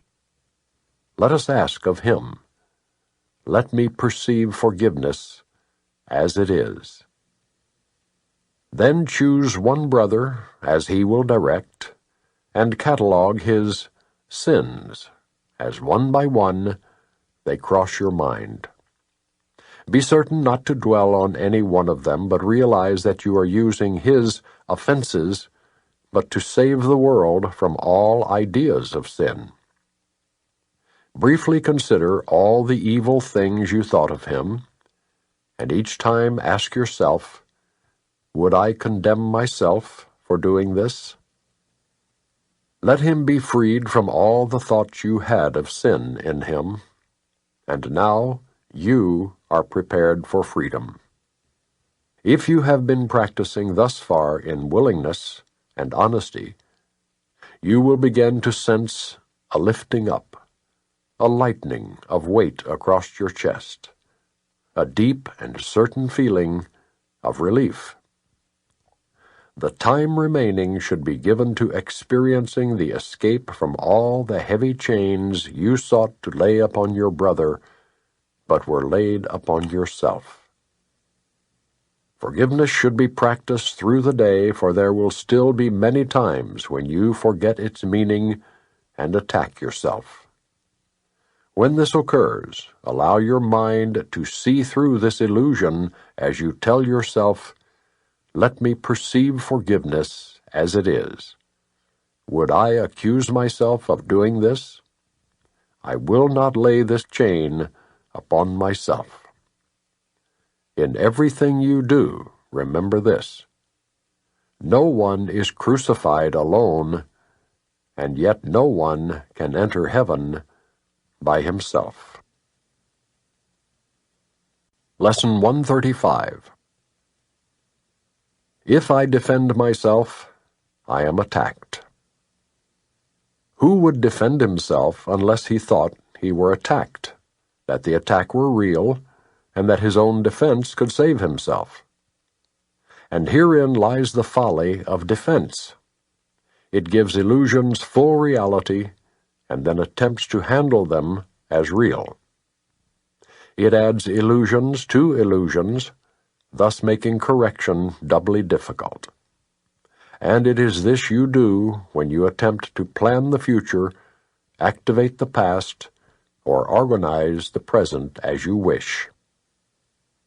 You operate from the belief you must protect yourself from what is happening because it must contain what threatens you. A sense of threat is an acknowledgement of an inherent weakness, a belief that there is danger which has power to call on you to make appropriate defense. The world is based on this insane belief, and all its structures, all its thoughts and doubts, its penalties and heavy armaments, its legal definitions and its codes, its ethics and its leaders and its gods, all serve but to preserve its sense of threat. For no one walks the world in armature, but must have terror striking at his heart. Defense is frightening. It stems from fear, increasing fear as each defense is made. You think it offers safety, yet it speaks of fear made real and terror justified. Is it not strange you do not pause to ask as you elaborate your plans and make your armor thicker and your locks more tight, what you defend, and how, and against what? Let us consider first what you defend. It must be something that is very weak and easily assaulted. It must be something made easy prey, unable to protect itself, and needing your defense. What but the body has such frailty that constant care and watchful deep concern are needful to protect its little life? What but the body falters and must fail to serve the Son of God as worthy host? Yet it is not the body that can fear, nor be a thing of fear. It has no needs but those which you assign to it. It needs no complicated structures of defense, no health-inducing medicine, no care and no concern at all. Defend its life, or give it gifts to make it beautiful or walls to make it safe, and you but say your home is open to the thief of time, corruptible and crumbling, so unsafe it must be guarded with your very life. Is not this picture fearful? Can you be at peace with such a concept of your home? Yet what endowed the body with the right to serve you thus except your own belief? It is your mind which gave the body all the functions that you see in it, and set its value far beyond a little pile of dust and water. Who would make defense of something that he recognized as this? The body is in need of no defense. This cannot be too often emphasized. It will be strong and healthy if the mind does not abuse it by assigning it to roles it cannot fill, to purposes beyond its scope, and to exalted aims which it cannot accomplish. Such attempts, ridiculous yet deeply cherished, are the sources for the many mad attacks you make upon it. For it seems to fail your hopes, your needs, your values, and your dreams. The self that needs protection is not real. The body, valueless and hardly worth the least defense, need merely be perceived as quite apart from you, and it becomes a healthy, serviceable instrument through which the mind can operate until its usefulness is over. Who would want to keep it when its usefulness is done? Defend the body, and you have attacked your mind. For you have seen in it the faults, the weaknesses, the limits, and the lacks from which you think the body must be saved. You will not see the mind as separate from bodily conditions, and you will impose upon the body all the pain that comes from the conception of the mind as limited and fragile, and apart from other minds, and separate from its source. These are the thoughts in need of healing, and the body will respond with health when they have been corrected and replaced with truth. This is the body's only real defense. Yet is this where you look for its defense? You offer it protection of a kind from which it gains no benefit at all, but merely adds to your distress of mind. You do not heal, but merely take away the hope of healing, for you fail to see where hope must lie if it be meaningful. A healed mind does not plan.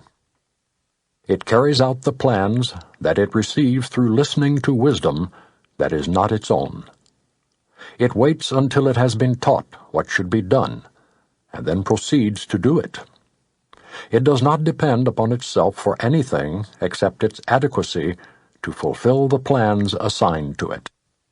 It is secure in certainty that obstacles cannot impede its progress to accomplishment of any goal that serves the greater plan established for the good of everyone. A healed mind is relieved of the belief that it must plan, although it cannot know the outcome, which is best, the means by which it is achieved, nor how to recognize the problem that the plan is made to solve. It must misuse the body in its plans until it recognizes this is so. But when it has accepted this as true, then is it healed, and lets the body go. Enslavement of the body to the plans the unhealed mind sets up to save itself must make the body sick. It is not freed to be the means of helping in a plan which far exceeds its own protection, and which needs its service for a little while. In this capacity is health assured, for everything the mind employs for this will function flawlessly, and with the strength that has been given it and cannot fail. It is perhaps not easy to perceive that self-initiated plans are but defenses, with the purpose all of them were made to realize. They are the means by which a frightened mind would undertake its own protection at the cost of truth. This is not difficult to realize in some forms which these self-deceptions take, where the denial of reality is very obvious. Yet planning is not often recognized as a defense. The mind engaged in planning for itself is occupied in setting up control of future happenings. It does not think that it will be provided for unless it makes its own provisions. Time becomes a future emphasis, to be controlled by learning, and experience obtained from past events and previous beliefs. It overlooks the present, for it rests on the idea the past has taught enough to let the mind direct its future course. The mind that plans is thus refusing to allow for change. What it has learned before becomes the basis for its future goals. Its past experience directs its choice of what will happen, and it does not see that here and now is everything it needs to guarantee a future quite unlike the past, without a continuity of any old ideas and sick beliefs. Anticipation plays no part at all, for present confidence directs the way. Defenses are the plans you undertake to make against the truth. Their aim is to select what you approve and disregard what you consider incompatible with your beliefs of your reality. Yet what remains is meaningless indeed. for it is your reality that is the threat which your defenses would attack, obscure, and take apart, and crucify. What could you not accept if you but knew that everything that happens, all events, past, present, and to come, are gently planned by one whose only purpose is your good? Perhaps you have misunderstood his plan, for he would never offer pain to you, but your defenses did not let you see his loving blessing shine in every step you ever took. While you made plans for death, he led you gently to eternal life. Your present trust in him is the defense that promises a future undisturbed, without a trace of sorrow, and with joy that constantly increases as this life becomes a holy instant, set in time, but heeding only immortality. Let no defenses but your present trust direct the future, and this life becomes a meaningful encounter with the truth that only your defenses would conceal. Without defenses, you become a light which heaven gratefully acknowledges to be its own, and it will lead you on in ways appointed for your happiness, according to the ancient plan begun when time was born. Your followers will join their light with yours, and it will be increased until the world is lighted up with joy. And gladly will our brothers lay aside their cumbersome defenses, which avail them nothing and could only terrify.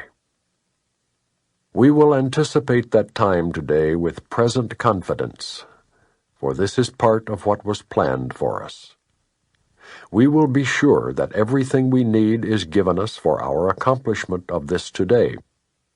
We make no plans for how it will be done, but realize that our defenselessness is all that is required for the truth to dawn upon our minds with certainty. For 15 minutes twice today, we rest from senseless planning and from every thought that blocks the truth from entering our minds. Today we will receive instead of plan, that we may give instead of organize. And we are given truly, as we say, "If I defend myself, I am attacked.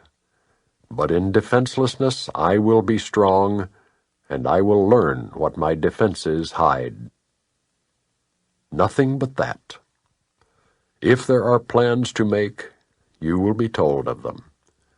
They may not be the plans you thought were needed, nor indeed the answers to the problems which you thought confronted you. But they are answers to another kind of question which remains unanswered, yet in need of answering, until the answer comes to you at last. All your defenses have been aimed at not receiving what you will receive today. And in the light and joy of simple trust, you will but wonder why you ever thought that you must be defended from release. Heaven asks nothing. It is hell that makes extravagant demands for sacrifice. You give up nothing in these times today when, undefended, you present yourself to your Creator as you really are. He has remembered you. Today we will remember Him. For this is Easter time in your salvation, and you rise again from what was seeming death and hopelessness.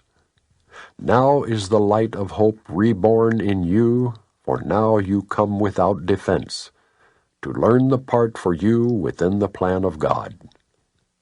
What little plans or magical beliefs can still have value when you have received your function from the voice for God Himself? Try not to shape this day as you believe would benefit you most, for you cannot conceive of all the happiness that comes to you without your planning. Learn today, and all the world will take this giant stride and celebrate your Easter time with you. throughout the day, as foolish little things appear to raise defensiveness in you and tempt you to engage in weaving plans, remind yourself this is a special day for learning, and acknowledge it with this: "This is my Easter time, and I would keep it holy. I will not defend myself, because the Son of God needs no defense against the truth of his reality." Lesson 136. Sickness is a defense against the truth. No one can heal unless he understands what purpose sickness seems to serve, for then he understands as well its purpose has no meaning. Being causeless and without a meaningful intent of any kind, it cannot be at all. When this is seen, healing is automatic. It dispels this meaningless illusion by the same approach that carries all of them to truth and merely leaves them there to disappear. Sickness is not an accident. Like all defenses, it is an insane device for self-deception. And, like all the rest, its purpose is to hide reality, attack it, change it, render it inept, distort it, twist it, or reduce it to a little pile of unassembled parts. The aim of all defenses is to keep the truth from being whole. The parts are seen as if each one were whole within itself. Defenses are not unintentional, nor are they made without awareness. They are secret, magic wands you wave when truth appears to threaten what you would believe. They seem to be unconscious, but because of the rapidity with which you choose to use them. In that second, even less, in which the choice is made, you recognize exactly what you would attempt to do, and then proceed to think that it is done. Who but yourself evaluates a threat, decides escape is necessary, and sets up a series of defenses to reduce the threat that has been judged as real? All this cannot be done unconsciously. But afterwards, your plan requires that you must forget you made it, so it seems to be external to your own intent, a happening beyond your state of mind, an outcome with a real effect on you instead of one effected by yourself. It is this quick forgetting of the part you play in making your reality that makes defenses seem to be beyond your own control. But what you have forgot can be remembered, given willingness to reconsider the decision, which is doubly shielded by oblivion. Your not remembering is but the sign that this decision still remains in force as far as your desires are concerned. Mistake not this for fact. Defenses must make facts unrecognizable. They aim at doing this, and it is this they do. Every defense takes fragments of the whole, assembles them without regard to all their true relationships, and thus constructs illusions of a whole that is not there. It is this process that imposes threat, and not whatever outcome may result. When parts are wrested from the whole, and seen as separate, and wholes within themselves, they become symbols standing for attack upon the whole, successful in effect, and never to be seen as whole again. And yet you have forgotten that they stand but for your own decision of what should be real, to take the place of what is real. Sickness is a decision. It is not a thing that happens to you quite unsought, which makes you weak and brings you suffering. It is a choice you make, a plan you lay, when for an instant truth arises in your own deluded mind, and all your world appears to totter and prepare to fall. Now are you sick, that truth may go away and threaten your establishments no more. How do you think that sickness can succeed in shielding you from truth? Because it proves the body is not separate from you, and so you must be separate from the truth. You suffer pain because the body does, and in this pain are you made one with it. Thus is your true identity preserved, and the strange, haunting thought that you might be something beyond this little pile of dust silenced and stilled. For see, this dust can make you suffer, twist your limbs and stop your heart, commanding you to die and cease to be. Thus is the body stronger than the truth, which asks you live, but cannot overcome your choice to die. And so the body is more powerful than everlasting life, heaven more frail than hell, and God's design for the salvation of His Son opposed by a decision stronger than His will. His Son is dust, the Father incomplete, and chaos sits in triumph on His throne. Such is your planning for your own defense. And you believe that heaven quails before such mad attacks as these, with God made blind by your illusions, truth turned into lies, and all the universe made slave to laws which your defenses would impose on it. Yet who believes illusions but the one who made them up? Who else can see them and react to them as if they were the truth? God knows not of your plans to change His will. The universe remains unheeding of the laws by which you thought to govern it, and heaven has not bowed to hell, nor life to death.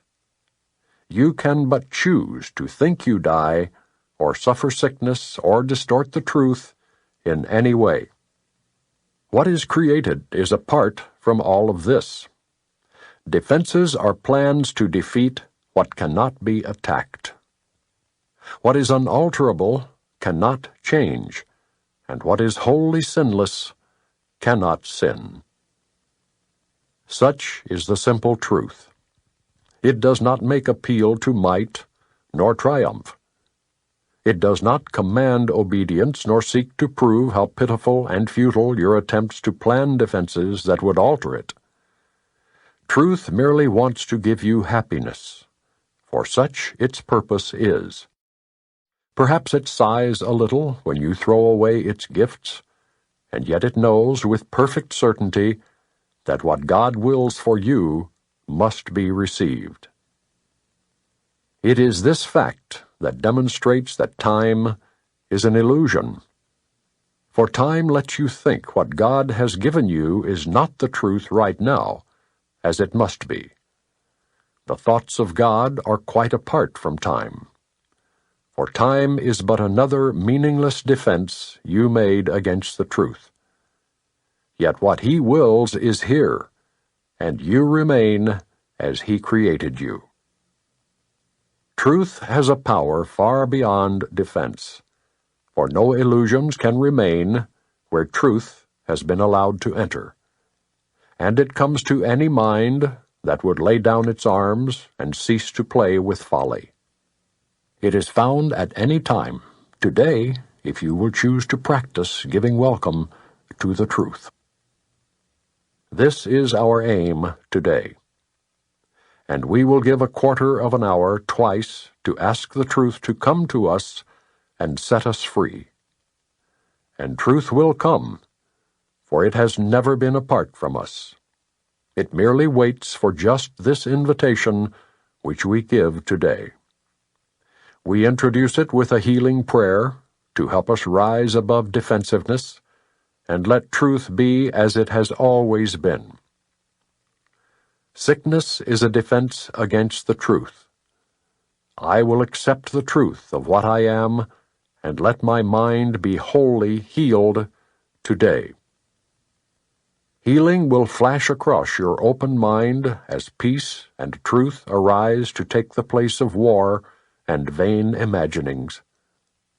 There will be no dark corners sickness can conceal, and keep defended from the light of truth. There will be no dim figures from your dreams, nor their obscure and meaningless pursuits with double purposes insanely sought remaining in your mind.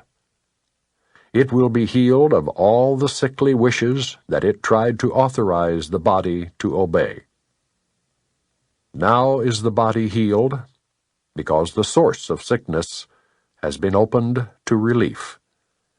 And you will recognize you practiced well by this: the body should not feel at all.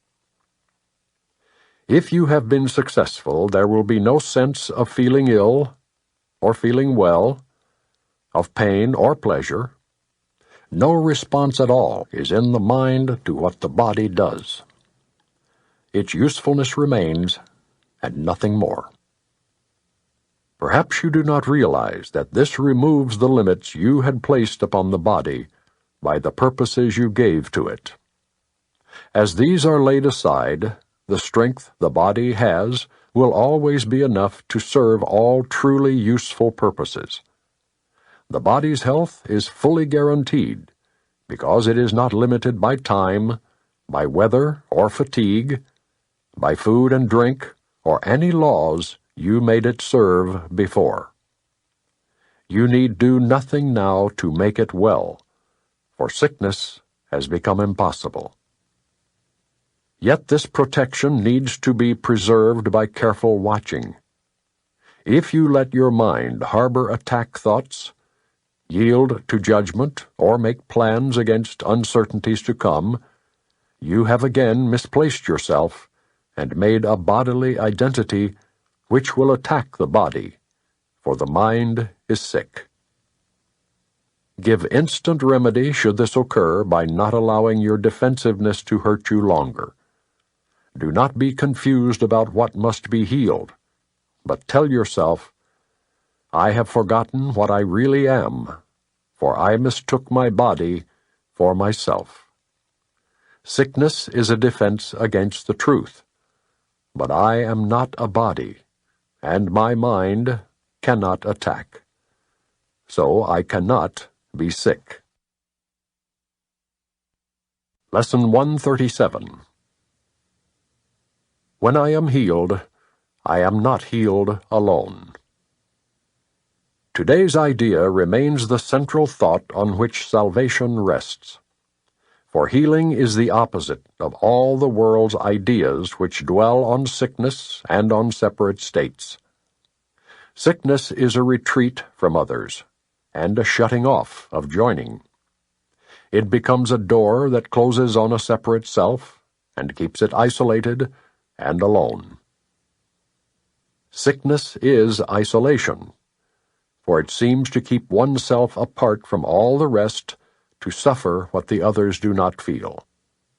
It gives the body final power to make the separation real, and keep the mind in solitary prison, split apart, and held in pieces by a solid wall of sickened flesh which it cannot surmount. The world obeys the laws that sickness serves, but healing operates apart from them. It is impossible that anyone be healed alone. In sickness must he be apart and separate, but healing is his own decision to be one again and to accept his self with all its parts intact and unassailed. In sickness does his self appear to be dismembered and without the unity that gives it life. But healing is accomplished as he sees the body has no power to attack the universal oneness of God's Son. Sickness would prove that lies must be the truth, but healing demonstrates that truth is true. The separation sickness would impose has never really happened. To be healed is merely to accept what always was the simple truth, and always will remain exactly as it has forever been. Yet eyes accustomed to illusions must be shown that what they look upon is false. So healing, never needed by the truth, must demonstrate that sickness is not real. Healing might thus be called a counter-dream, which cancels out the dream of sickness in the name of truth, but not in truth itself. Just as forgiveness overlooks all sins that never were accomplished, healing but removes illusions that have not occurred. Just as the real world will arise to take the place of what has never been at all, healing but offers restitution for imagined states and false ideas which dreams embroider into pictures of the truth. Yet think not healing is unworthy of your function here, for Antichrist becomes more powerful than Christ to those who dream the world is real. The body seems to be more solid and more stable than the mind, and love becomes a dream, while fear remains the one reality that can be seen and justified and fully understood. Just as forgiveness shines away all sin, and the real world will occupy the place of what you made, so healing must replace the fantasies of sickness, which you hold before the simple truth.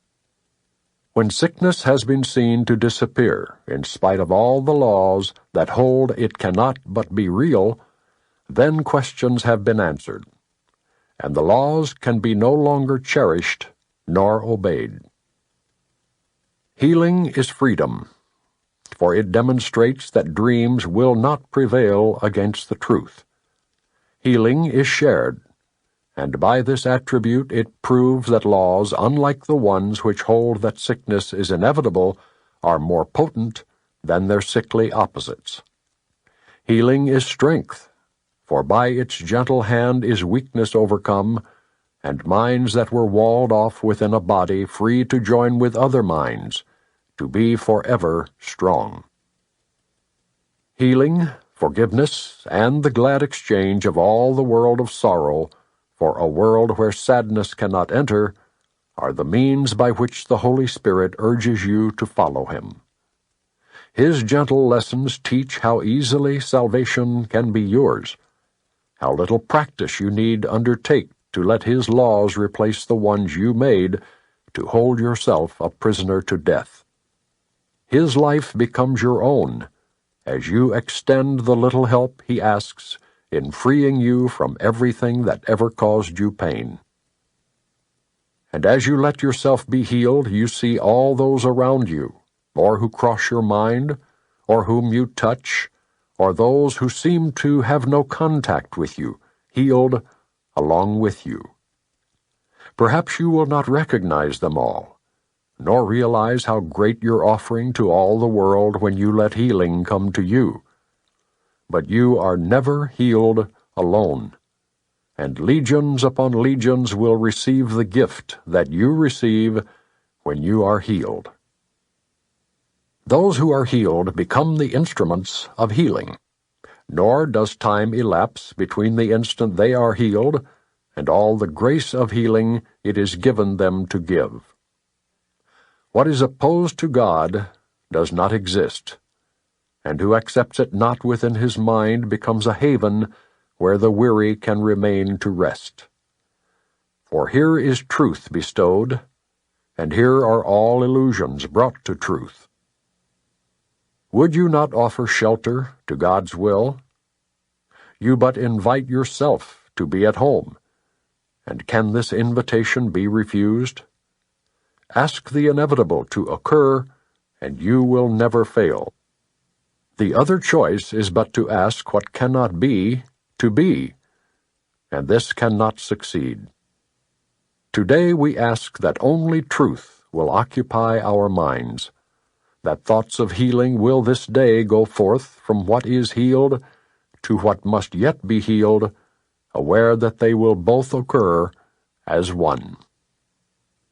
We will remember, as the hour strikes, our function is to let our minds be healed, that we may carry healing to the world, exchanging curse for blessing, pain for joy, and separation for the peace of God.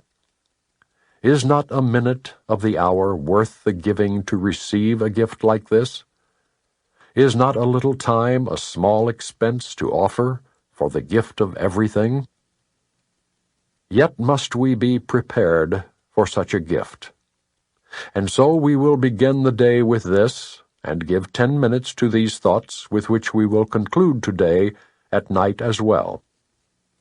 When I am healed, I am not healed alone, and I would share my healing with the world, that sickness may be banished from the mind of God's one Son, who is my only self. Let healing be through you this very day, and as you rest in quiet, be prepared to give as you receive, to hold but what you give, and to receive the Word of God to take the place of all the foolish thoughts that ever were imagined. Now we come together to make well all that was sick, and offer blessing where there was attack. Nor will we let this function be forgot, as every hour of the day slips by, remembering our purpose with this thought. When I am healed, I am not healed alone, and I would bless my brothers, for I would be healed with them, as they are healed with me. Lesson 138. Heaven is the decision I must make. In this world, heaven is a choice, because here we believe there are alternatives to choose between.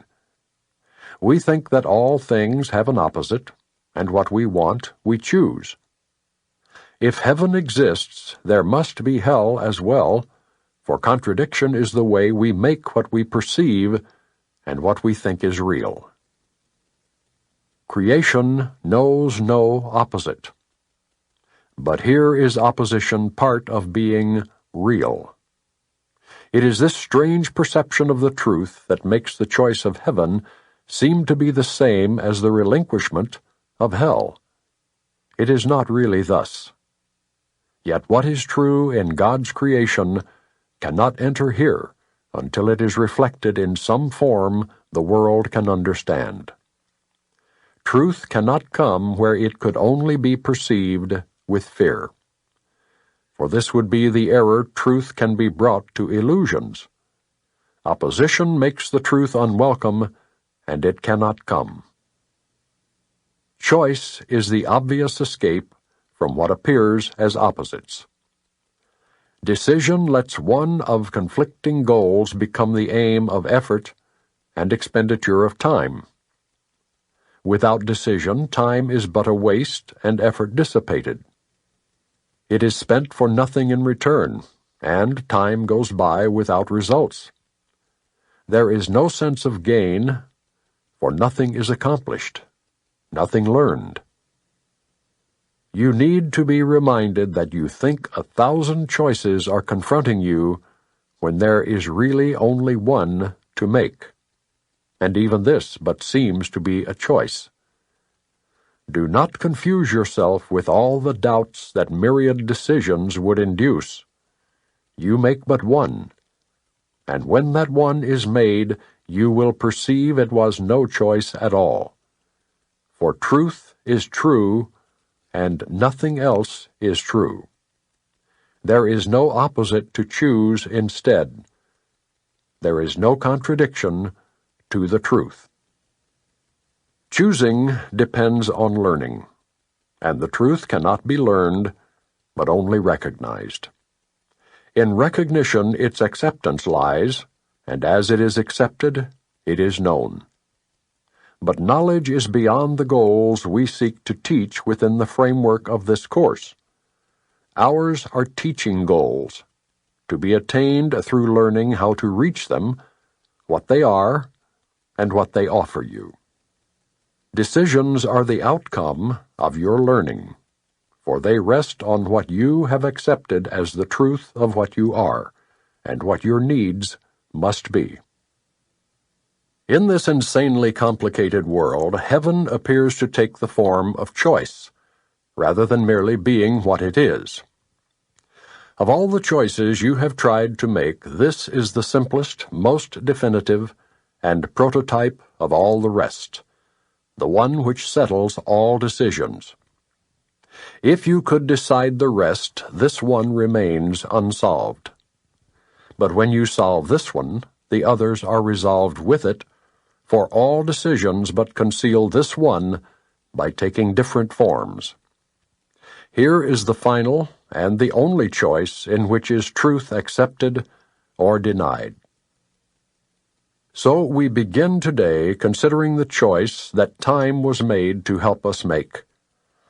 Such is its holy purpose, now transformed from the intent you gave it, that it be a means for demonstrating hell is real, hope changes to despair, and life itself must in the end be overcome by death. In death alone are opposites resolved, for ending opposition is to die. And thus salvation must be seen as death, for life is seen as conflict. To resolve the conflict is to end your life as well.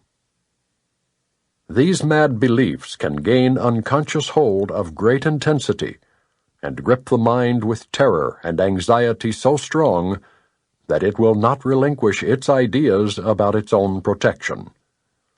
It must be saved from salvation, threatened to be safe and magically armored against truth.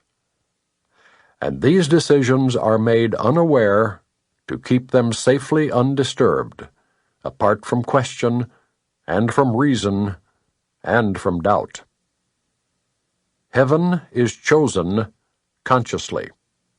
The choice cannot be made until alternatives are accurately seen and understood. All that is veiled in shadows must be raised to understanding, to be judged again, this time with heaven's help. And all mistakes in judgment that the mind had made before are open to correction, as the truth dismisses them as causeless. Now are they without effects. They cannot be concealed because their nothingness is recognized. The conscious choice of heaven is as sure as is the ending of the fear of hell, when it is raised from its protective shield of unawareness and is brought to light. Who can decide between the clearly seen and the unrecognized? Yet who can fail to make a choice between alternatives when only one is seen as valuable, the other as a wholly worthless thing, a but imagined source of guilt and pain? Who hesitates to make a choice like this? And shall we hesitate to choose today? We make the choice for heaven as we wake, and spend 5 minutes making sure that we have made the one decision that is sane. We recognize we make a conscious choice between what has existence and what has nothing but an appearance of the truth. Its pseudo-being, brought to what is real, is flimsy and transparent in the light. It holds no terror now, for what was made enormous, vengeful, pitiless with hate, demands obscurity for fear to be invested there. Now it is recognized as but a foolish, trivial mistake. Before we close our eyes in sleep tonight, we reaffirm the choice that we have made each hour in between, and now we give the last 5 minutes of our waking day to the decision with which we awoke.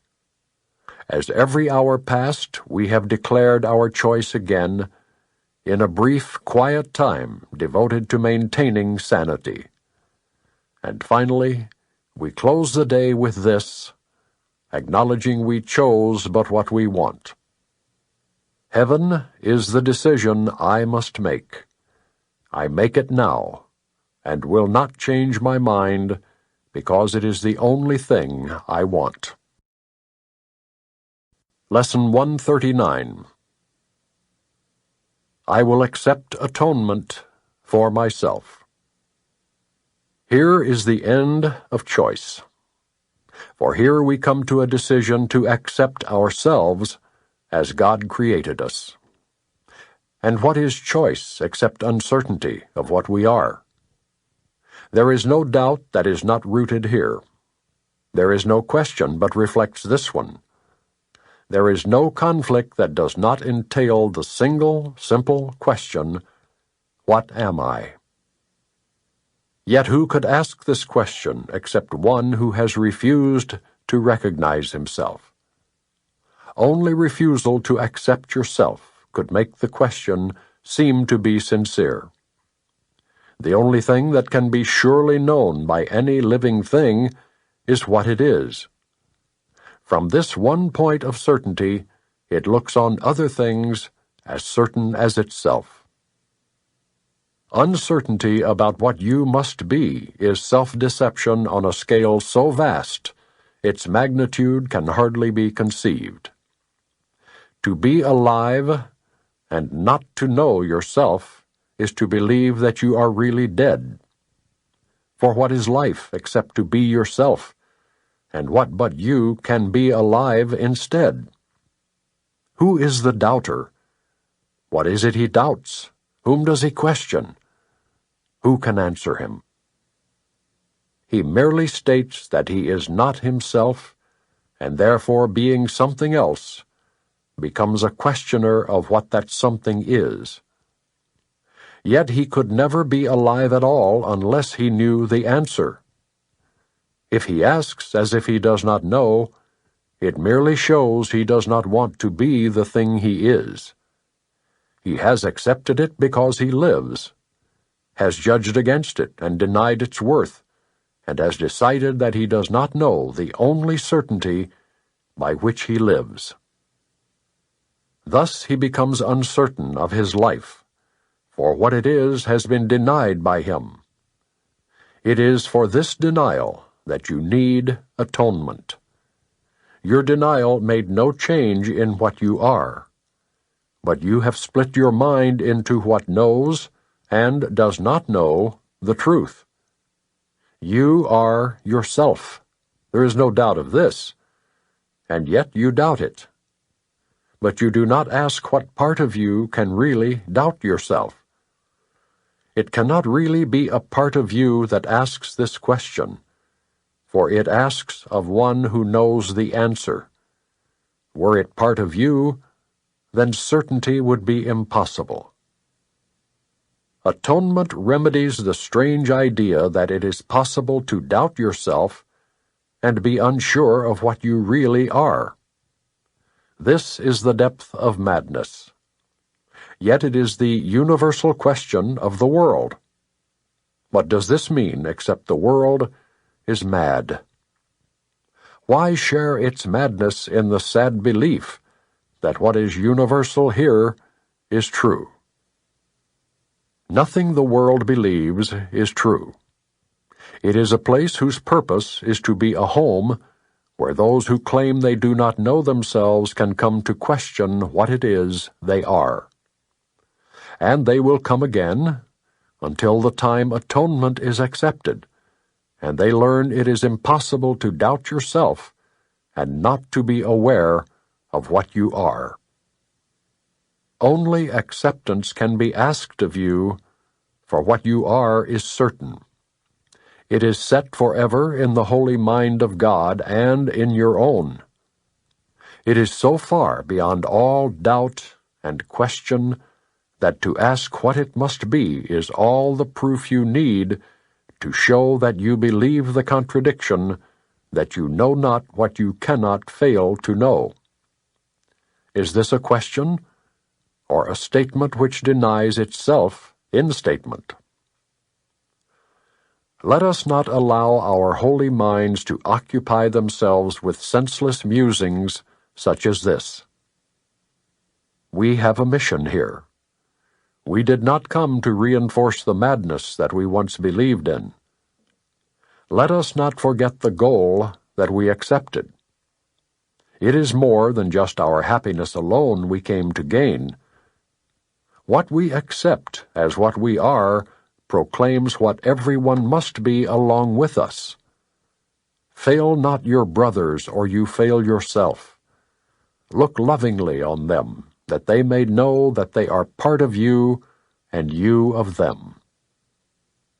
This does Atonement teach, and demonstrates the oneness of God's Son is unassailed by his belief he knows not what he is.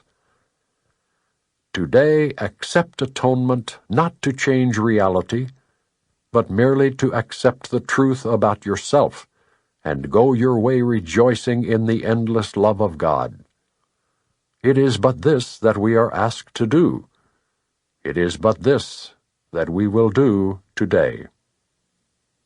5 minutes in the morning and at night we will devote to dedicate our minds to our assignment for today. We start with this review of what our mission is. I will accept atonement for myself, for I remain as God created me. We have not lost the knowledge that God gave to us when he created us like him. We can remember it for everyone, for in creation are all minds as one. And in our memory is the recall how dear our brothers are to us in truth, how much a part of us is every mind, how faithful they have really been to us, and how our Father's love contains them all.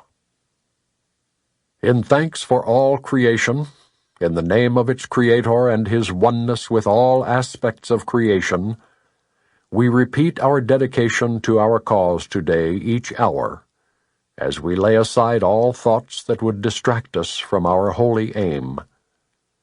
For several minutes let your mind be cleared of all the foolish cobwebs which the world would weave around the Holy Son of God, and learn the fragile nature of the chains that seem to keep the knowledge of yourself apart from your awareness, as you say, I will accept atonement for myself, for I remain as God created me. Lesson 140. Only salvation can be said to cure. Cure is a word that cannot be applied to any remedy the world accepts as beneficial. What the world perceives as therapeutic is but what will make the body better. When it tries to heal the mind, it sees no separation from the body where it thinks the mind exists. Its forms of healing thus must substitute illusion for illusion. One belief in sickness takes another form, and so the patient now perceives himself as well. He is not healed. He merely had a dream that he was sick, and in the dream he found a magic formula to make him well. Yet he has not awakened from the dream, and so his mind remains exactly as it was before.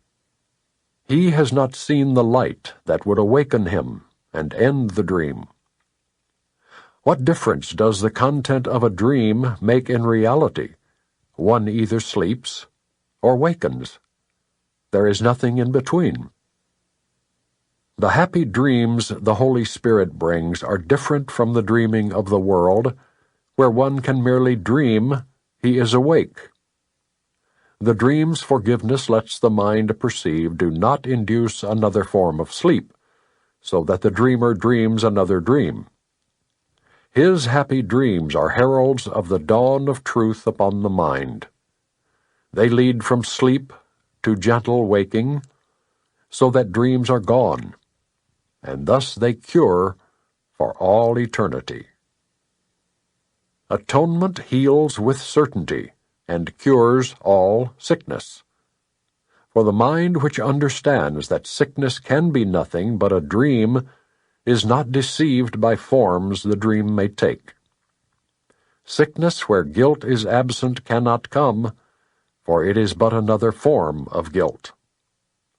Atonement does not heal the sick, for that is not a cure. It takes away the guilt that makes the sickness possible, and that is cure indeed. For sickness now is gone, with nothing left to which it can return. Peace be to you who have been cured in God, and not in idle dreams. For cure must come from holiness, and holiness cannot be found where sin is cherished. God abides in holy temples. He is barred where sin has entered. Yet there is no place where he is not.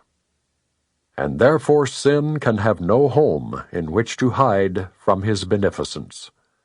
There is no place where holiness is not, and nowhere sin and sickness can abide. This is the thought that cures. It does not make distinctions among unrealities, nor does it seek to heal what is not sick, unmindful where the need for healing is. This is no magic. It is merely an appeal to truth, which cannot fail to heal and heal forever. It is not a thought that judges an illusion by its size, its seeming gravity, or anything that is related to the form it takes. It merely focuses on what it is and knows that no illusion can be real. Let us not try today to seek to cure what cannot suffer sickness. Healing must be sought but where it is, and then applied to what is sick, so that it can be cured.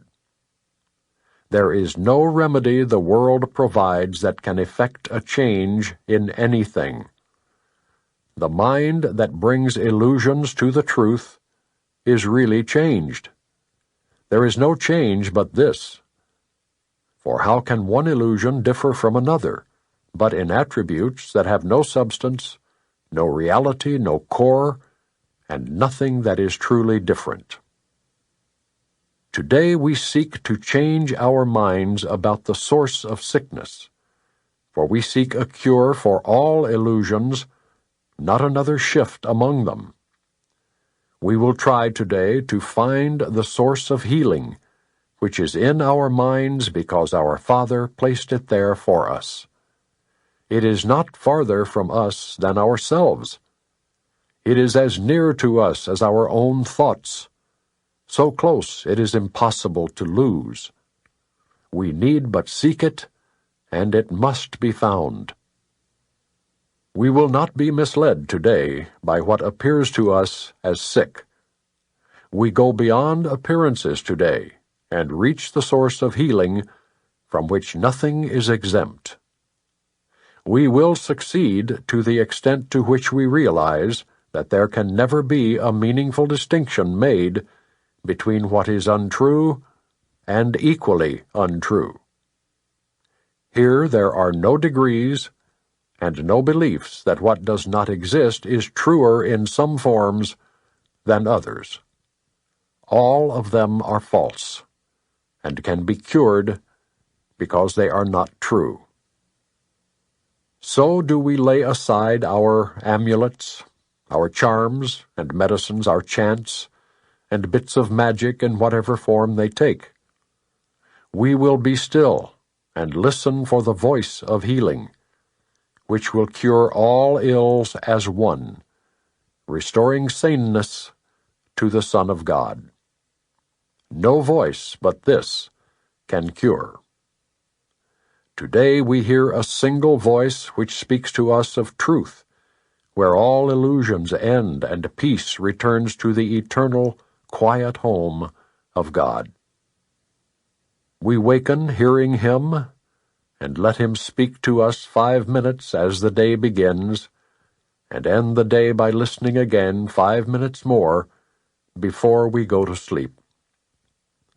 Our only preparation is to let our interfering thoughts be laid aside, not separately, but all of them as one. They are the same. We have no need to make them different, and thus delay the time when we can hear our Father speak to us. We hear Him now. We come to Him today. With nothing in our hands to which we cling, with lifted hearts and listening minds we pray. Only salvation can be said to cure. Speak to us, Father, that we may be healed. and we will feel salvation cover us with soft protection, and with peace so deep that no illusion can disturb our minds, nor offer proof to us that it is real. This will we learn today, and we will say our prayer for healing hourly, and take a minute as the hour strikes, to hear the answer to our prayer be given us as we attend in silence and in joy. This is the day when healing comes to us. This is the day when separation ends, and we remember who we really are. Review 4. Introduction. Now we review again, this time aware we are preparing for the second part of learning how the truth can be applied. Today we will begin to concentrate on readiness for what will follow next. Such is our aim for this review and for the lessons following. Thus we review the recent lessons and their central thoughts in such a way as will facilitate the readiness that we would now achieve. There is a central theme that unifies each step in the review we undertake, which can be simply stated in these words: My mind holds only what I think with God. That is a fact and represents the truth of what you are and what your Father is. It is this thought by which the Father gave creation to the Son, establishing the Son as co-creator with himself. It is this thought that fully guarantees salvation to the Son, for in his mind no thoughts can dwell but those his Father shares. Lack of forgiveness blocks this thought from his awareness, yet it is forever true. Let us begin our preparation with some understanding of the many forms in which the lack of true forgiveness may be carefully concealed. Because they are illusions, they are not perceived to be but what they are, defenses that protect your unforgiving thoughts from being seen and recognized. Their purpose is to show you something else, and hold correction off through self-deceptions made to take its place. And yet your mind holds only what you think with God. Your self-deceptions cannot take the place of truth, no more than can a child who throws a stick into the ocean change the coming and the going of the tides, the warming of the water by the sun, the silver of the moon on it by night. So do we start each practice period in this review, with readying our minds to understand the lessons that we read and see the meaning that they offer us. Begin each day with time devoted to the preparation of your mind to learn what each idea you will review that day can offer you in freedom and in peace. Open your mind and clear it of all thoughts that would deceive, and let this thought alone engage it fully, and remove the rest. My mind holds only what I think with God. 5 minutes with this thought will be enough to set the day along the lines which God appointed, and to place his mind in charge of all the thoughts you will receive that day. They will not come from you alone, for they will all be shared with him. And so each one will bring the message of his love to you, returning messages of yours to him. So will communion with the Lord of hosts be yours, as he himself has willed it be. And as his own completion joins with him, so will he join with you who are complete, as you unite with him, and he with you. After your preparation, merely read each of the 2 ideas assigned to you to be reviewed that day. Then close your eyes and say them slowly to yourself. There is no hurry now, for you are using time for its intended purpose. Let each word shine with the meaning God has given it, as it was given to you through His voice. Let each idea which you review that day give you the gift that He has laid in it for you to have of Him. And we will use no format for our practicing but this. Each hour of the day bring to your mind the thought with which the day began, and spend a quiet moment with it. Then repeat the 2 ideas you practice for the day unhurriedly, with time enough to see the gifts that they contain for you, and let them be received where they were meant to be. We add no other thoughts, but let these be the messages they are. We need no more than this to give us happiness and rest and endless quiet, perfect certainty, and all our Father wills that we receive as the inheritance we have of Him. Each day of practicing, as we review, we close as we began, repeating first the thought that made the day a special time of blessing and of happiness for us, and through our faithfulness restored the world from darkness to the light, from grief to joy, from pain to peace, from sin to holiness. God offers thanks to you who practice thus the keeping of His word, and as you give your mind to the ideas for the day again before you sleep, His gratitude surrounds you in the peace wherein He wills you be forever, and are learning now to claim again as your inheritance.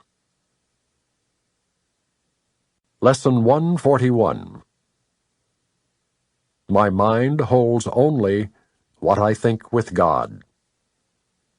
121. Forgiveness is the key to happiness. 122. Forgiveness offers everything I want. Lesson 142. My mind holds only what I think with God. 123. I thank my Father for His gifts to me. 124. Let me remember I am one with God. Lesson 143. My mind holds only what I think with God. 125. In quiet, I receive God's word today. 126. All that I give is given to myself. Lesson 144. My mind holds only what I think with God. 127.